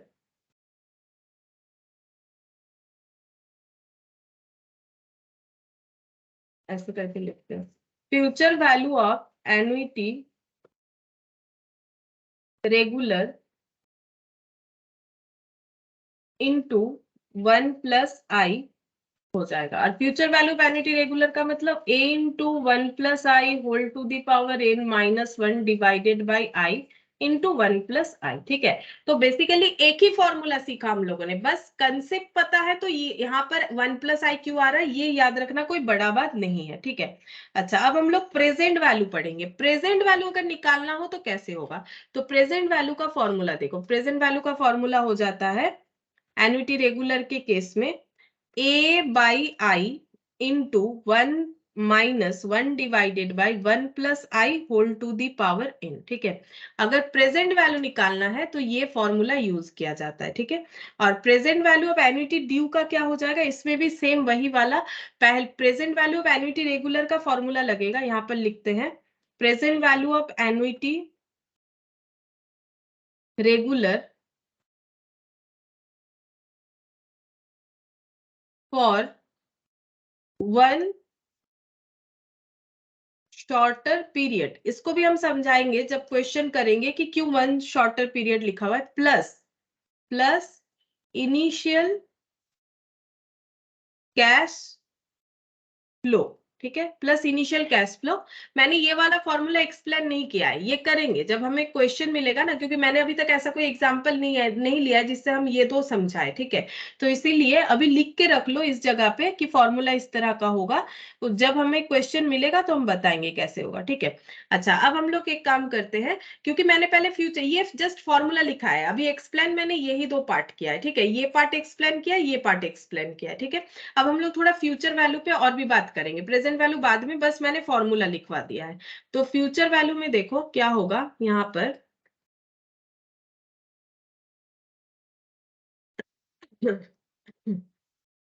future value, future value का मतलब क्या होगा, कैसे लैंग्वेज रहने से समझ में आएगा कि ये फ्यूचर वैल्यू का बात हो रहा है। तो tomorrow's value of today's money. ठीक है, आज के पैसे का कल का वैल्यू, जैसे आज अगर मेरे पास 10,000 है तो 5 साल बाद उस 10,000 का वैल्यू क्या होगा, मतलब फ्यूचर वैल्यू पूछा जा रहा है। तो tomorrow's value of today's money, ऐसा लैंग्वेज रहता है तो फ्यूचर वैल्यू का बात हो रहा है। या फिर compounded using rate of interest, अगर क्वेश्चन हमें बोल रहा है कि कंपाउंड करो, जो वैल्यू दिया हुआ है उसको कंपाउंड करो, तो फ्यूचर वैल्यू का बात हो रहा है। ठीक है, अच्छा नेक्स्ट लिखेंगे how to identify question is of future value. Question future value का है कि नहीं, उसके लिए कुछ लैंग्वेज देखो, कैसा कैसा लैंग्वेज रह सकता है। ऐसे रह सकता है, ए सम ऑफ मनी विल बिकम, कुछ अमाउंट विल बिकम, मतलब फ्यूचर का बात हो गया। विल ये खुद में एक क्या है, फ्यूचर जो है यहाँ पर, ये फ्यूचर लैंग्वेज के लिए होता है ना, सेल विल ये सब। तो ये सम ऑफ मनी विल बिकम, कुछ पैसा इतना हो सकता है फ्यूचर में, अगर ऐसा लैंग्वेज है तो फ्यूचर का बात कर रहा है। ठीक है, अच्छा फिर देखो you will receive like ₹2,000 after 3 year. ठीक है, अगर क्वेश्चन में ऐसे दे रखा है कि 3 साल बाद, 5 साल बाद, 2 साल बाद किसी को 5,000 मिलेगा, 2,000 जो भी हो, जैसे मैंने एग्जांपल लिया है कि 3 साल बाद 2,000 रुपए मिलेगा, मतलब फ्यूचर वैल्यू है। 2,000 क्या है, फ्यूचर वैल्यू है। ठीक है, अच्छा अब नेक्स्ट देखो और क्या लैंग्वेज हो सकता है, अगर ऐसा दिया हुआ है the amount standing at your credit after से 6 ईयर, ठीक है। अगर ऐसे बोल रहा है कि the amount standing at your credit, मतलब हम लोग के अकाउंट में पैसा क्रेडिट होगा 6 साल बाद, ठीक है, तो फ्यूचर का बात हो रहा है, ठीक है। तो ये कुछ जस्ट हमें एग्जांपल्स दे रहे हैं ताकि तुम लोग को समझ में आए कि ये फ्यूचर का बात हो रहा है कि प्रेजेंट का। से 10,000 अमाउंट्स टू, ठीक है, 10,000 इतना हो जाएगा। अगर ऐसा लैंग्वेज दिया अमाउंट्स टू मतलब फ्यूचर में इतना हो जाएगा, तो ये सब क्या है, फ्यूचर वैल्यू के लिए लैंग्वेज है, ठीक है। इस तरह से क्वेश्चन में अगर दिया हुआ है तो वो फ्यूचर वैल्यू को समझाएगा। बाकी देखो इंग्लिश पढ़ के समझना पड़ेगा, लेकिन मैंने थोड़ा थोड़ा हिंट्स दे दिया। अब प्रेजेंट वैल्यू के लिए कैसे लैंग्वेजेस होते हैं, देखो प्रेजेंट वैल्यू के लिए होता है 2 डेज, ऐसे लिखा हुआ रहता है 2 days value of tomorrow's money.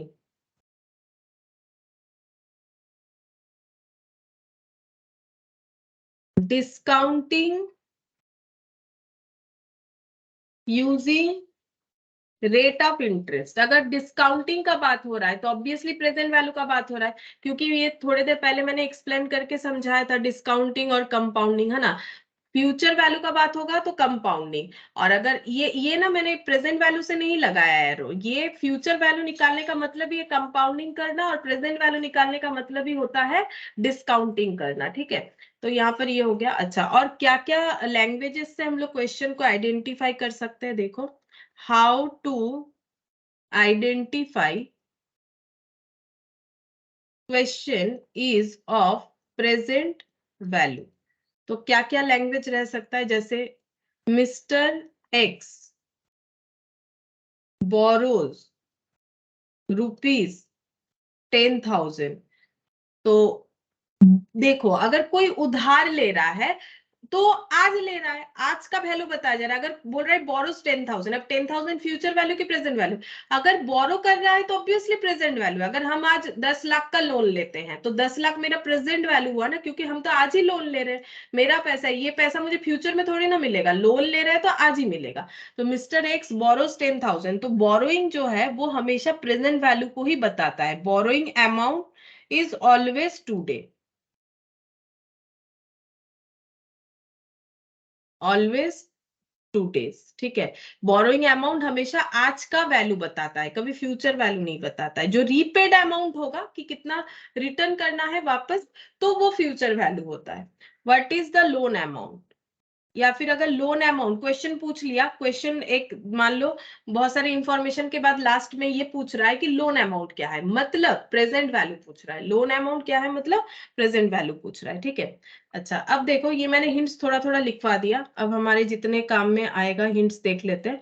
अब हम लोग क्वेश्चन में चलते हैं। जैसे देखो यहाँ पर ये वाला क्वेश्चन नंबर 25, ठीक है।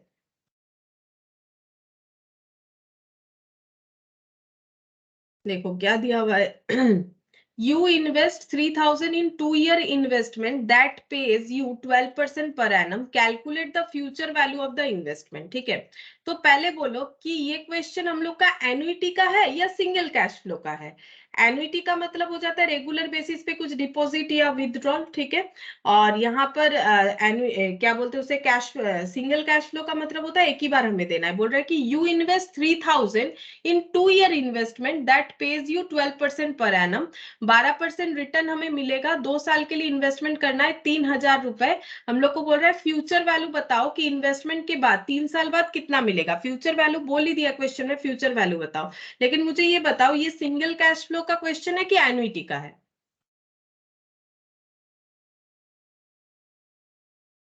बोलो ये सिंगल कैश फ्लो का क्वेश्चन है कि एन्युटी का है।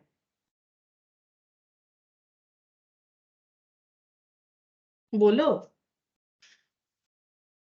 Ma'am single cash flow. Correct, ये सिंगल कैश फ्लो का। ये एन्युटी का क्यों होगा, क्योंकि 3,000 हम लोग 2 साल के लिए डिपॉजिट कर रहे हैं, तो ऑब्वियसली ये सिंगल कैश फ्लो का ही होगा। तो यहाँ पर क्या हो जाएगा, हम लोग 3,000 एक बार दे देंगे और 2 साल बाद हमें कुछ एक अमाउंट 3,000 प्लस हमें कुछ मिल जाएगा, ठीक है। 3,000 प्लस प्लस क्या है, वो इंटरेस्ट अमाउंट कितना करके मिल रहा है 12% पर एनम करके मिलेगा, हर साल 12% पर एनम करके मिलेगा। हम लोग को बोल रहा है कि कैलकुलेट करके बता दो कि इन्वेस्टमेंट अमाउंट कितना होगा। तो हम लोग कैसे कैलकुलेट करेंगे? अब सिंगल कैश फ्लो में हमें, सिंगल कैश फ्लो का हमें दो चीज पता होता है, या तो प्रेजेंट वैल्यू या तो फ्यूचर वैल्यू, जो भी बोलो। तो हमें पूछा क्या है? Future value. तो फ्यूचर वैल्यू कैसे निकालोगे? फ्यूचर में ज्यादा मिलेगा तो कंपाउंडिंग करना है। तो फ्यूचर वैल्यू इक्वल टू क्या होता है? Present value into 1 plus I whole to the power n। मतलब बेसिकली अगर देखो तो कंपाउंड इंटरेस्ट और कुछ नहीं। तो 3000 डिपॉजिट कर रहे हैं 12% रेट ऑफ इंटरेस्ट में 2 साल के लिए, बस इसे कैलकुलेट कर लो। तो 12 डिवाइडेड बाई 100 प्लस 1, 1.12। इस पे 2 बार मल्टीप्लीकेशन इंटू 3000 तो ये हो जाएगा 3763.2। चेक करते हैं, 3763.2। हाँ, इतना ही हमें क्या मिलेगा? इन्वेस्टमेंट वैल्यू मिल जाएगा फ्यूचर में। अच्छा, अब यहाँ पर ये सब मैंने समझा दिया, एन्युटी रेगुलर वगैरह। अब हम लोग क्वेश्चन नंबर 26 देखते हैं। देखो क्वेश्चन नंबर 26 में क्या बोला है।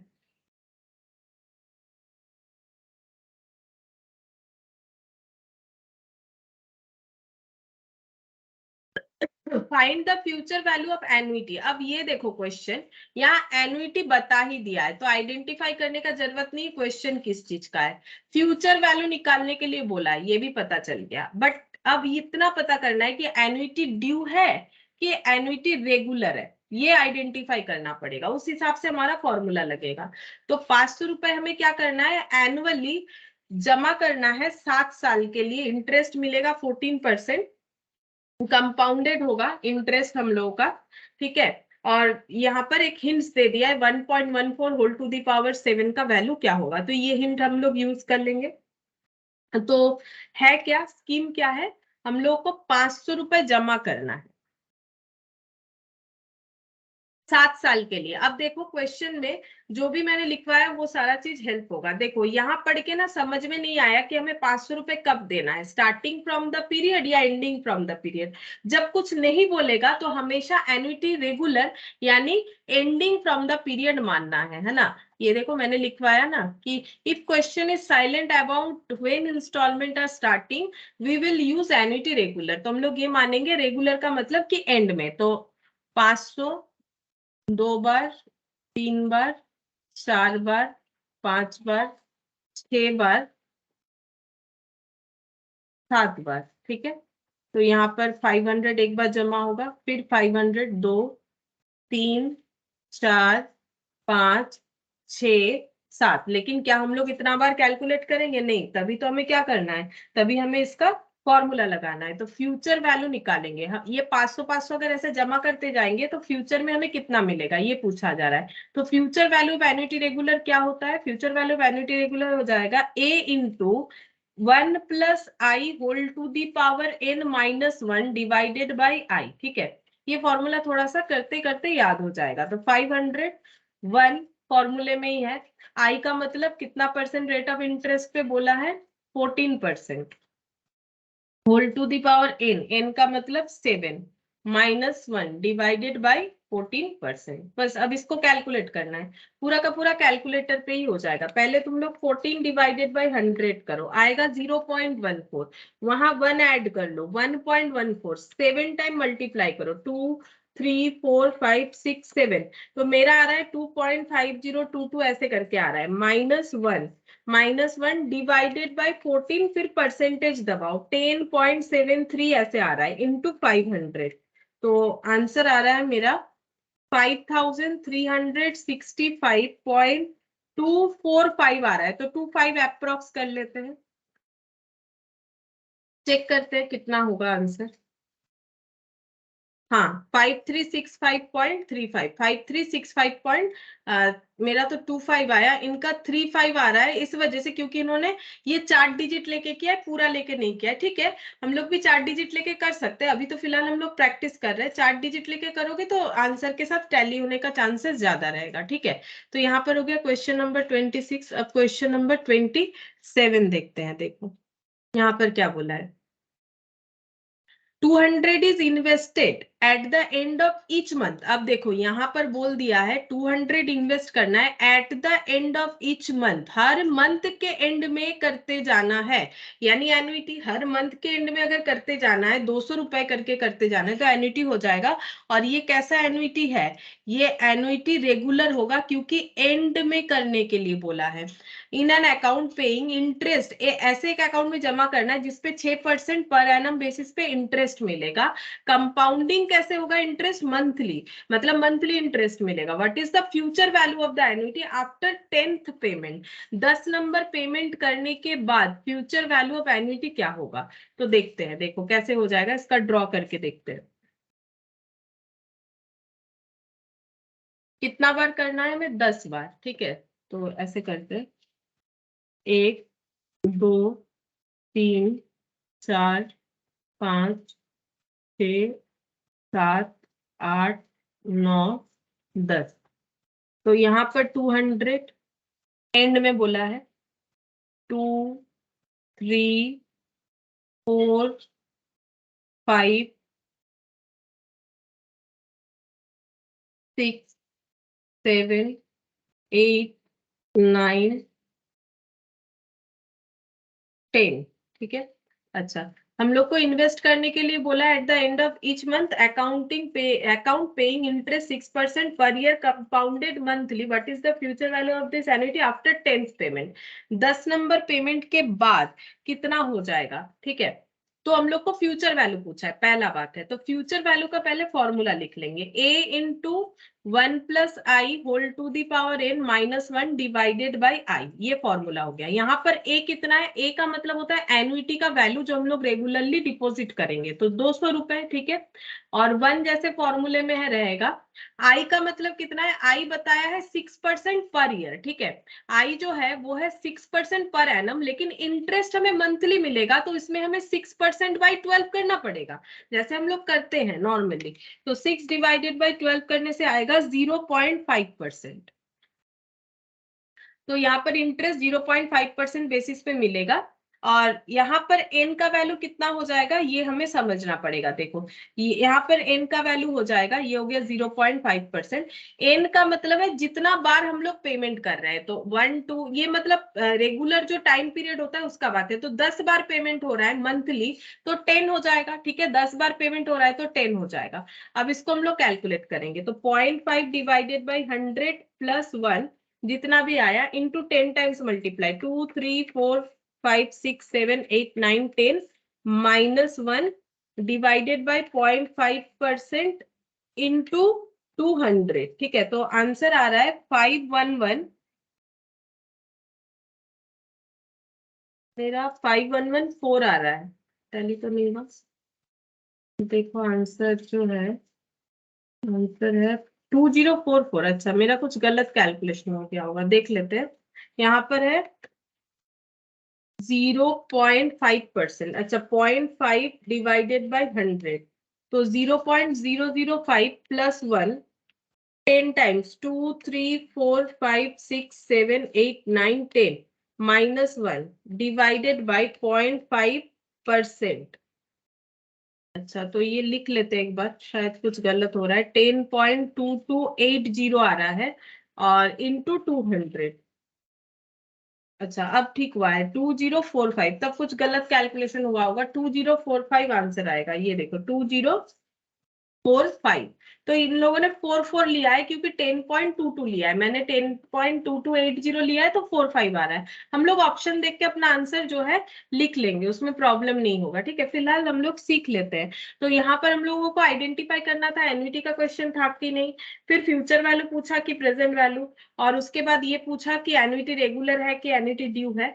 तो यहाँ पर हम लोगों ने उस हिसाब से पुट कर दिया। अच्छा, अब देखो क्वेश्चन नंबर 28।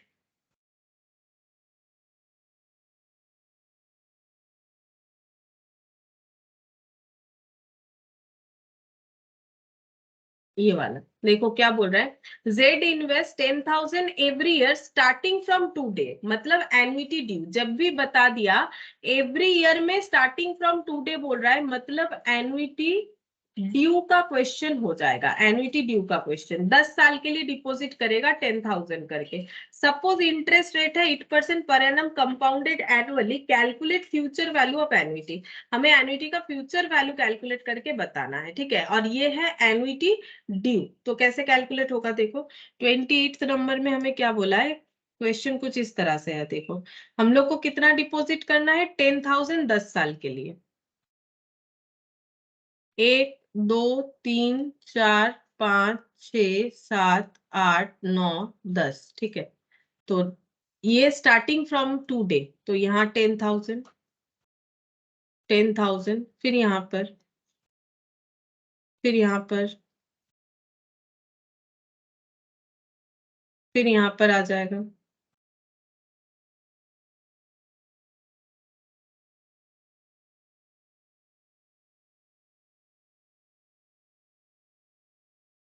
बस इतना ही, तो ये डिपॉजिट हो जाता है। अब हम लोग को क्या करना है, यहाँ पर फ्यूचर वैल्यू निकालना पड़ेगा। क्वेश्चन हमें फ्यूचर वैल्यू पूछा है कि अगर हम लोग इस तरह से डिपॉजिट करते हैं तो हम लोग का फॉर्मूला हो जाएगा a into 1 plus I whole to the power n minus 1 divided by i, जो कि future value of annuity regular का है, इंटू और एक बार 1 प्लस आई होगा, क्योंकि हमें और एक एक्स्ट्रा इंटरेस्ट मिलेगा, क्योंकि हम लोग स्टार्टिंग फ्रॉम बिगिनिंग से डिपॉजिट कर रहे हैं।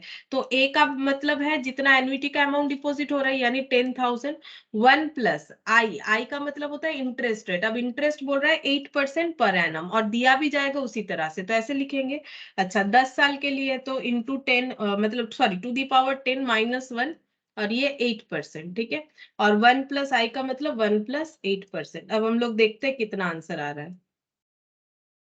तो 8% मतलब 8 डिवाइडेड बाई 100 प्लस 1, और 10 times multiply, 2 3 4 5 6 7 8 9 10 minus 1 divided by 8% into 10,000। तो ये वैल्यू आ रहा है कुछ 14 ऐसे आ रहा है, 14,4,8,6,5.624656। मैंने पूरे कैलकुलेटर का वैल्यू ही लिख डाला, ठीक है। तो यहाँ पर हो गया 1.08, अब मल्टीप्लाई हो जाएगा 1.08 से, 8% का मतलब। तो मल्टीप्लाई करने से हो जाता है 15645 मेरा ऐसे आ रहा है। चेक करते हैं आंसर क्या दे रखा है। 156,454 156,454.875। हाँ मेरा 874,628 आ रहा है। इसको अप्रोक्सीमेट करोगे तो हो जाएगा। ये मैंने लिखा, ये लिखने का जरूरत नहीं है, तुम लोग पूरा कैलकुलेटर में 1.08 से मल्टीप्लाई करके डायरेक्ट आंसर लिख सकते हो, और ऑप्शन के साथ देख लेना है कि कौन सा हम लोग का एग्जैक्ट आंसर आएगा। अच्छा अब देखो नेक्स्ट इलस्ट्रेशन 29, यहाँ पर क्या बोल रहा है।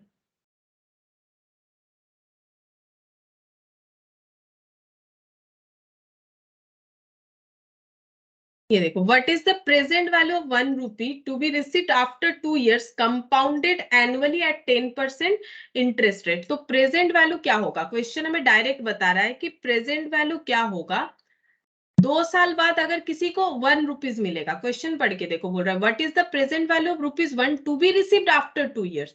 2 साल बाद कितना रुपया मिलेगा, 1 रुपया मिलेगा किसी को, ठीक है। अच्छा अब बोल रहा है कंपाउंडिंग कैसे हुआ है, annually at 10% interest rate. 10% rate of interest के हिसाब से कुछ एक पैसे पे इंटरेस्ट जुड़ के 1 रुपया मिलेगा 2 साल बाद। हम लोग को पूछ रहा है कि इसका प्रेजेंट वैल्यू क्या था, मतलब जिस अमाउंट पे इंटरेस्ट लगते हुए 2 साल बाद 1 रुपया बना, वो अमाउंट क्या था, ये हमें पूछ रहा है, ठीक है। अब ये एन्युटी का क्वेश्चन, पहला बात है कि ये एन्युटी का है कि सिंगल कैश फ्लो का है। देखो यहाँ पर बोल रहे what is the present values of ₹1। ₹1 का प्रेजेंट वैल्यू क्या है, जो रिसीव हुआ है 2 साल बाद कंपाउंडिंग एनुअली 10% इंटरेस्ट रेट।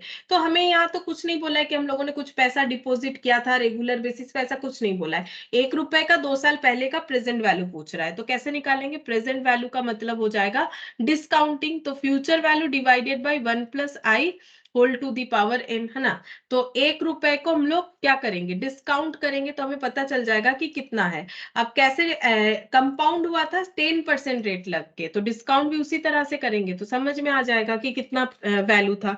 तो 10 डिवाइडेड बाई 100 प्लस 1, 1.1, इसको 2 बार मल्टीप्लाई करने पे आता है 1.21, तो 1 डिवाइडेड बाई 1.21,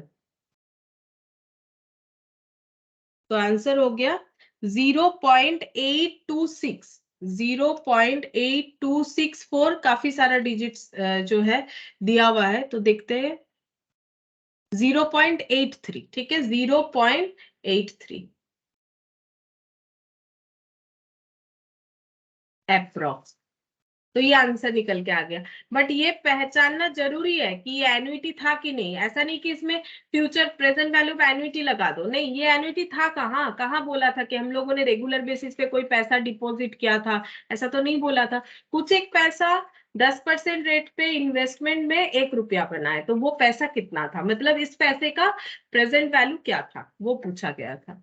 अच्छा, अब नेक्स्ट देखते हैं क्वेश्चन नंबर 30।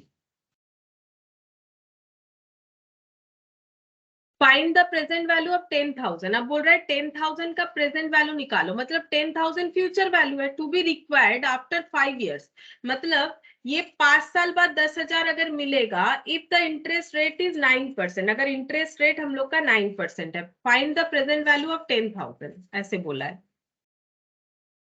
तो 5 year, 1 2 3 4 5, ठीक है।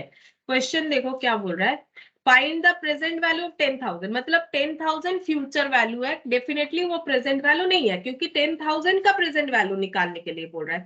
To be required after 5 years, ठीक है, मतलब 10,000 5 साल बाद मिलने वाला है, 5 साल बाद मिलने वाला है, और इंटरेस्ट कैसे लगा हुआ है 9%, 9%, 9%, 9%, 9% रेट पे इंटरेस्ट लग के कुछ एक पैसा 10,000 हो जाएगा। हम लोग को बोल रहा है कि प्रेजेंट वैल्यू निकाल के बताओ वो पैसा कितना है, तो ये भी एन्युटी का नहीं है। कहाँ बोला है कि हम लोगों ने रेगुलर बेसिस पे कोई पैसा डिपॉजिट किया था, उस पे 9% इंटरेस्ट लगा, हमें ऐसा कुछ भी इंफॉर्मेशन नहीं दिया हुआ। इसका मतलब ये सिंगल कैश फ्लो का है, हम लोग को प्रेजेंट वैल्यू निकालना है, तो प्रेजेंट वैल्यू क्या हो जाएगा, future value divided bye discounting factor, तो 10,000 divided by 1 plus 9% whole to the power 5, तो 9 डिवाइडेड बाय 100 प्लस 1, 5 बार 2 3 4 5, तो ये आ रहा है 1.538, ऐसे आ रहा है। 10,000 डिवाइडेड बाय 1.5386, मैंने 4 डिजिट लिख दिया। 10,000 डिवाइडेड बाय, ये लिखने से आ रहा है 6499.3, ठीक है, 0.31 चेक करते हैं।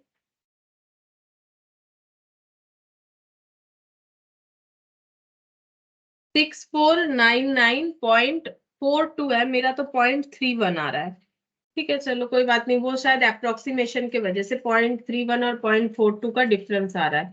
चेक करें एक बार फिर से, 10,000 डिवाइडेड बाय 1.5386, हाँ, अगर हम लोग इसको 4 डिजिट से, मैंने एक्चुअली कैलकुलेटर में पूरा जो लिखा हुआ था ना उससे डिवाइड कर दिया, अगर 4 डिजिट से करोगे ना तो ये 41 आएगा, अगर ये 4 डिजिट से करोगे तो 64994150 ऐसे आ रहा है, ठीक है, और भी कुछ डिजिट्स है, तो ये 42 हम लोग लिख सकते हैं, ठीक है।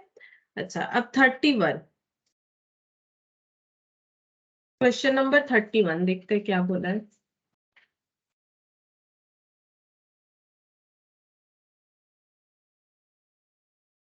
बोल रहा है कि एस बोरो, एस बोल के कोई है जिसने बोरो किया है 5 lakh two by a house, एक घर खरीदने के लिए 5 लाख का बोरोइंग किया है, तो 5 लाख मेरा क्या है, प्रेजेंट वैल्यू है, ठीक है।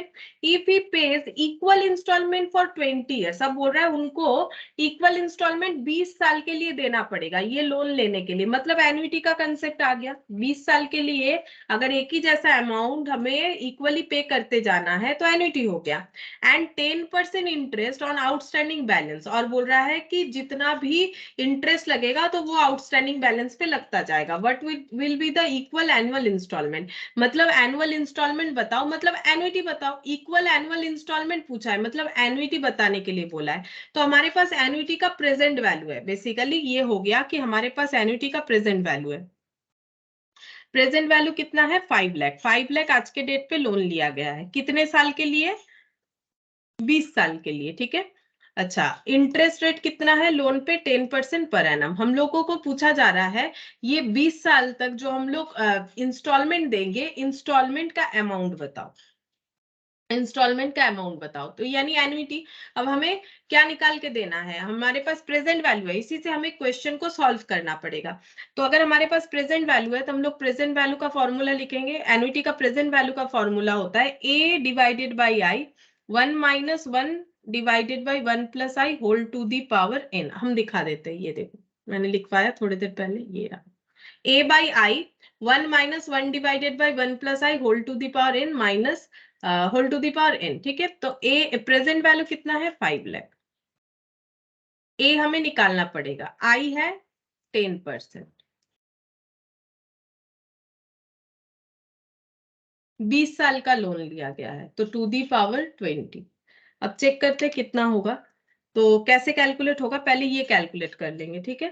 तो 10 डिवाइडेड बाई 100 प्लस 1, ये 20 टाइम्स मल्टीप्लाई करेंगे। 2 3 4 5 6 7 8 9 10 11 12 13 14 15 16 17 18 19 20। तो मेरे हिसाब से तो आंसर आ रहा है यहाँ पर 6.72 ऐसे आ रहा है, ठीक है। तो क्या करना पड़ेगा? 1 डिवाइडेड बाई ये वाला वैल्यू, तो इसको मेमोरी प्लस में रख लो, फिर 1 डिवाइडेड बाई मेमोरी रिकॉल करो। तो आंसर आएगा 0.14 और -1 करने पे ये आ रहा है हम लोग का ए डिवाइडेड बाई 10% इंटू 0। ये जितना भी आ रहा है डिवाइडेड बाई 10% कर लेते हैं एक ही बार में, जितना भी आ रहा है डिवाइडेड बाई 10% कर लेते हैं। तो आंसर आ गया 5 lakh equal to a into 8.5135, ठीक है। ये 6 कर लेते हैं, ठीक है। अब यहाँ पर ए इक्वल टू हो जाएगा 5 लाख डिवाइडेड बाय 8.5136।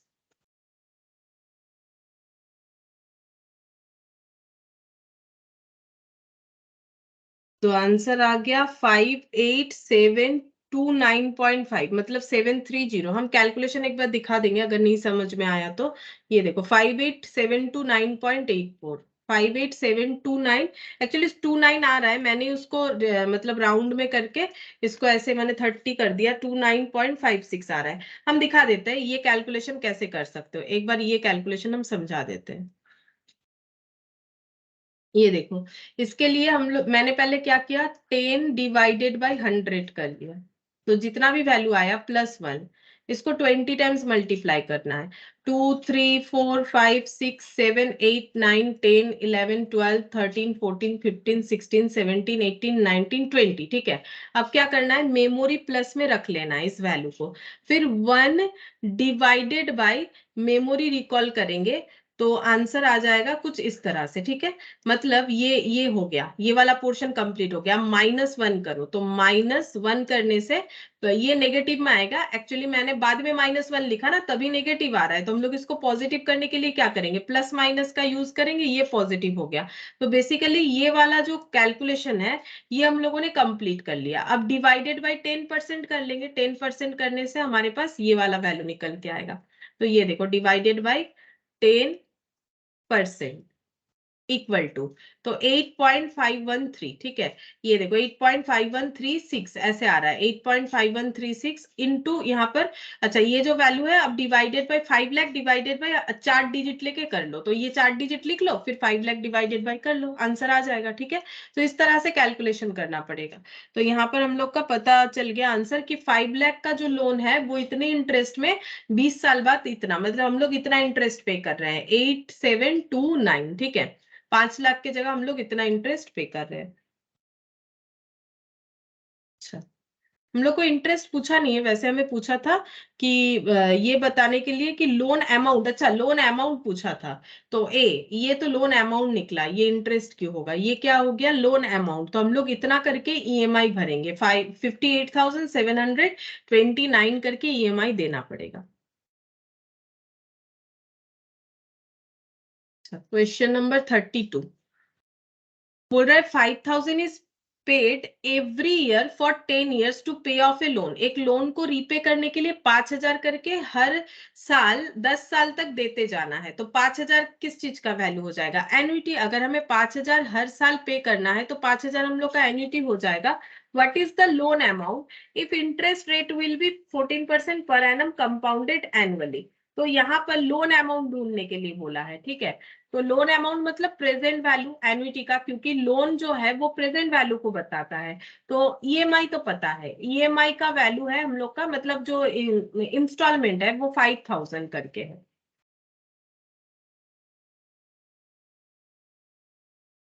ठीक है। ये 5,000 करके, 5,000 करके हमें 10 साल तक देते जाना है। लोन अमाउंट कितना होगा? अगर इंटरेस्ट रेट है हम लोग का 14% बोल रहा है, ठीक है। तो हम लोगों को प्रेजेंट वैल्यू निकालना है। प्रेजेंट वैल्यू का फॉर्मूला होता है A by I, 1 minus 1 divided by 1 plus I whole to the power n, ठीक है। तो ए है 5,000, I 14% whole to the power 10, 10 साल के लिए है। अब कैलकुलेट करना पड़ेगा। तो यहाँ पर ये पहले कैलकुलेट कर लेते हैं। 14 डिवाइडेड बाई 100 प्लस 1, जितना भी आया 10 टाइम्स, 2 3 4 5 6 7 8 9 10। अब इसको करो memory plus 1 divided by memory recall.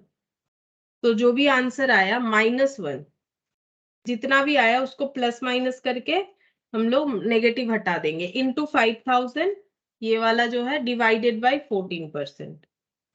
तो ये हो गया 26,080.57। देखते हैं 26,080.55 या 57। इसका भी सेम तरह से कैलकुलेशन कर सकते हैं हम लोग, हम दिखा देते हैं, देखो कैसे होगा। लेकिन यहाँ बस एक ही प्रॉब्लम है, एक बार मेमोरी स्टोर करने का देरी है, बस गलत हो जाता है। अच्छा, इसमें देखो कैसे होगा, सेम उसी तरह से 14 डिवाइडेड बाई 100 करो कैलकुलेटर पे, जितना आया प्लस 1 करो, तो ये वाला वैल्यू इंटू 10 टाइम्स, 2 3 4 5 6 7 8 9 10। अब ये करेंगे मेमोरी प्लस 3.77, देखते हैं काम होता है कि नहीं। 1 डिवाइडेड बाई मेमोरी रिकॉल 3.77, हाँ आ रहा है। तो ये हो गया, ये वाला आंसर निकल के आ गया है ना। तो हम लोग का एक्चुअली ये वाला पोर्शन निकल के आ गया -1। तो -1 करने से नेगेटिव में आंसर आएगा, उसको हम लोग पॉजिटिव करके सही कर लेंगे, ठीक है। अच्छा, उसके बाद into 5,000 divided by 14% equal to 26,080। तो देखो 26,080.57 आ जा रहा है आंसर, ठीक है। तो इस तरह से कैलकुलेटर पे हो जाएगा। मुझे यहाँ पर जब भी करना पड़ेगा, एक ही प्रॉब्लम, मुझे यहाँ से मेमोरी को हटाते रहना है। अगर मेमोरी नहीं हटाएंगे तो बाद का कैलकुलेशन नहीं हो पाएगा। अच्छा, अब नेक्स्ट देखते हैं, ये हो गया 32। क्वेश्चन नंबर 33, इसमें क्या बोला है देखो। बोल रहा है कि Y bought a TV costing 13,000 by making a down payment of 3,000 and agreeing to make equal annual payment for 4 years। बोल रहा है कि 13,000 का टीवी खरीदा गया है, 3,000 डाउन पेमेंट हो गया, बाकी बचे हुए अमाउंट का क्या किया गया है? बाकी बचे हुए अमाउंट को बोल रहा है कि 4 बार में पे किया जाएगा। मतलब लोन ले लिया गया, ठीक है, हम 3,000 दे देते, बाकी हम धीरे धीरे पे करेंगे। तो बोल रहा है कि कितने बार में? 4 बार में पे करना पड़ेगा, इक्वल एनुअल इंस्टॉलमेंट के साथ। How much would be the each payment if the interest rate on unpaid amount would be 14% compounded annually. बोल रहा है कि कितना हो जाएगा हर एक पेमेंट, मतलब इंस्टॉलमेंट कितना हो जाएगा, एक एक इंस्टॉलमेंट, अगर हमें 14% पर एनम कंपाउंड इंटरेस्ट के साथ वो पे करना है, ठीक है। तो देखो कैसे कैलकुलेशन होगा। तो टीवी का जो प्राइस है वो है 13,000, लेस कर देंगे डाउन पेमेंट 3,000, तो बचा कितना? 10,000, ठीक है। अच्छा, अब ये 10,000 हम लोग बोल रहे हैं हम लोग 4 बार में पेमेंट करेंगे, ठीक है, लेकिन हम लोगों के ऊपर इंटरेस्ट लगाया जाएगा। ये बचे हुए अमाउंट को 4 बार पेमेंट कर सकते हैं, लेकिन 14% इंटरेस्ट रेट के साथ, और हम लोगों को साल में एक एक साल में पेमेंट करना है, ठीक है, मतलब 4 इयर्स में पेमेंट करना है। क्योंकि इंस्टॉलमेंट का क्वेश्चन है तो ऑटोमेटिकली एन्युटी रेगुलरली मान के करना चाहिए हमें, ठीक है। तो यहाँ पर इसका मतलब एंड ऑफ द पीरियड में हम लोग पेमेंट करेंगे। अब हम लोग को पता है हम लोगों ने 10,000 का लोन लिया है, तो प्रेजेंट वैल्यू हमें पता है, ठीक है। हम लोग को बोल रहा है ए बता दो। ए कैसे बताएंगे, तो प्रेजेंट वैल्यू का फॉर्मूला लगाएंगे, क्योंकि हमारे पास प्रेजेंट वैल्यू अवेलेबल है। A by I 1 minus 1 divided by 1 plus I whole to the power N, present value of annuity regular. अब 10,000 का प्रेजेंट वैल्यू है लोन का, ए निकालना है हमें, आई का मतलब है 14% गिवन है, 14% होल टू दी पावर यहाँ पर 4 हो जाएगा, क्योंकि 4 साल के लिए। अब इसको हमें कैलकुलेट करना पड़ेगा। तो देखो कैसे हो जाएगा, 14 डिवाइडेड बाई 100 प्लस 1, 1.14, 4 टाइम्स 2 3 4, जितना भी आया memory plus 1 divided by memory recall minus 1 divided by 14%। तो यहाँ पर आ रहा है देखो 10,000 इक्वल टू ए इंटू 2.9137 ऐसे आ रहा है। तो A equal to 10,000 divided by 2.9137।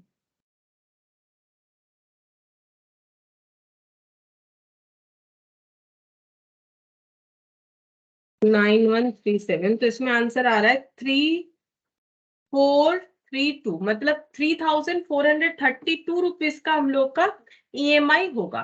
3432, वैसे ये ईएमआई नहीं है, एम का मतलब मंथली होता है, ये ईयरली है, जो भी हो, तो 3432 हो रहा है। तो इसका कैलकुलेशन भी सिमिलर तरीके से कर सकते हो, हम यहाँ पर दिखा देते हैं, ये देखो दिखा देते हैं कैसे होगा। 14 डिवाइडेड बाई 100 प्लस 1, 4 टाइम्स 2 3 4, ठीक है। अब 1 डिवाइडेड बाई करना है तो इसको मेमोरी प्लस में रखेंगे, 1 डिवाइडेड बाई मेमोरी रिकॉल, ये जो भी वैल्यू आया -1, इसको प्लस माइनस करके सही कर लेंगे, डिवाइडेड बाई 14%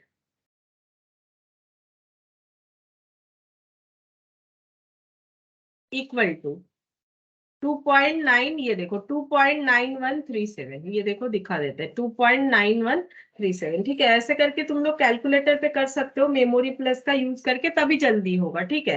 तो ये ट्रिक्स जो है हम लोग को यूज करना चाहिए, मेमोरी वाला, तो हमारे लिए जल्दी होगा क्वेश्चन।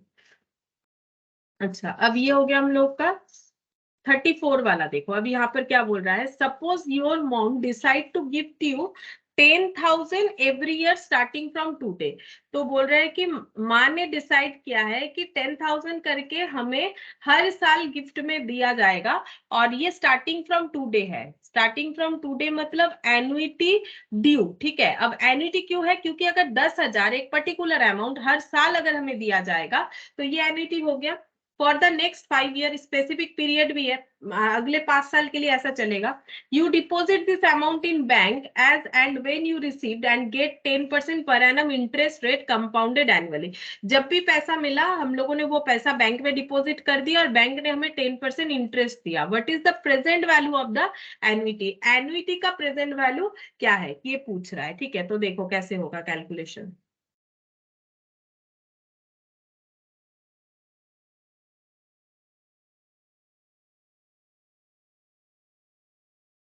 10,000 करके हमें 5 साल, 2 3 4 5, तो आज 10,000 मिलेगा इस ईयर के स्टार्टिंग में, फिर इस ईयर के स्टार्टिंग में 10,000, फिर ये वाले ईयर के स्टार्टिंग में 10,000, फिर ये वाले ईयर के स्टार्टिंग में 10,000, फिर ये वाले ईयर के स्टार्टिंग में 10,000, ऐसे करके 5 बार 1 2 3 4 5 ऐसे करके हमें पैसा मिलेगा।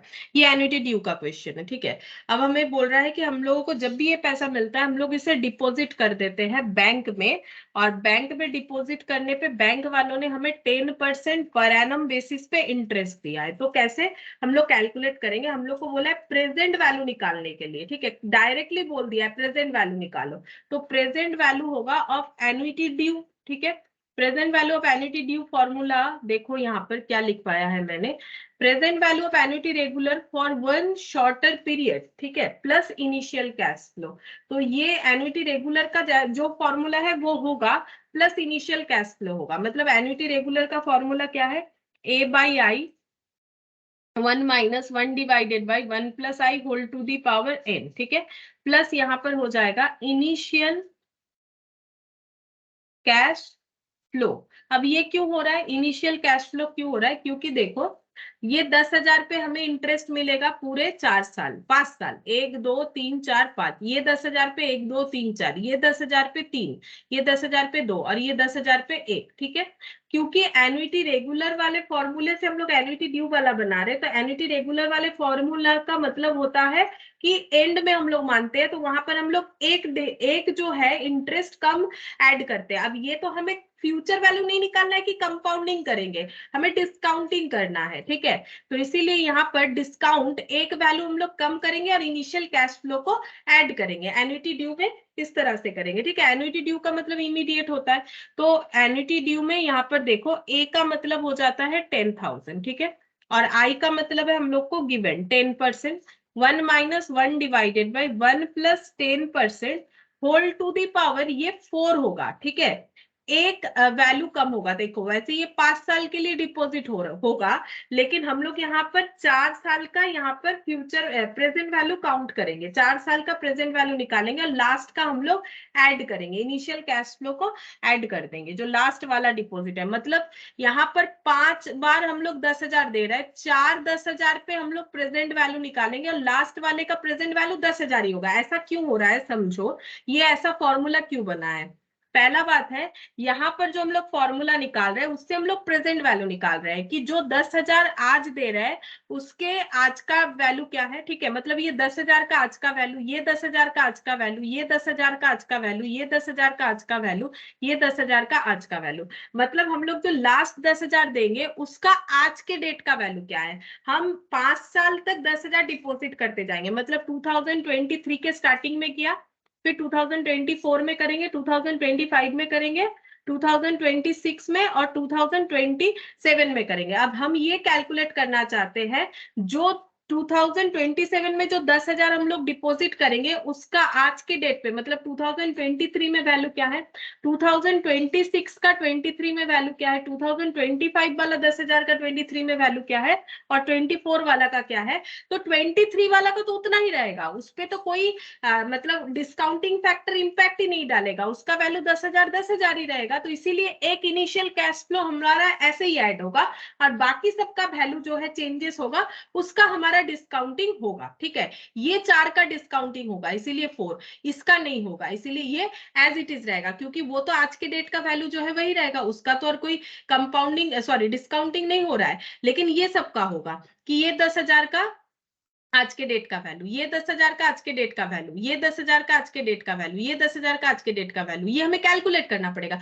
बट ये 10,000 का आज के डेट का वैल्यू 10,000 ही है, इस जगह पे 10,000 ही है, इसीलिए इसको हमें कैलकुलेट नहीं करना पड़ेगा। तो ये 10,000 ये वाला है, ठीक है। और बाकी जो हम लोग डिस्काउंटिंग कर रहे हैं वो ये 4 10,000 का यहाँ का वैल्यू है, फिर हम लोग उसको ऐड करके देखेंगे, ठीक है। तो ये देखो यहाँ पर इस तरह से हो जाएगा, कैलकुलेशंस का आंसर चेक कर लेते हैं। ये देखो 10,000 बाई 10%, 10% तो इक्वल टू हो गया 1 लाख,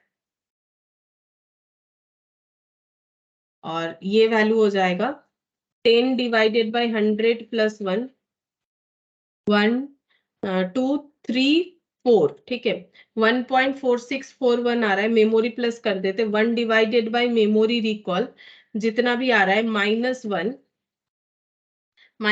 करने से यहाँ पर प्लस माइनस करके जितना भी आ गया, ठीक है। ये 0.31698 ऐसे आ रहा है, ठीक है, इंटू 1 लाख प्लस 10,000।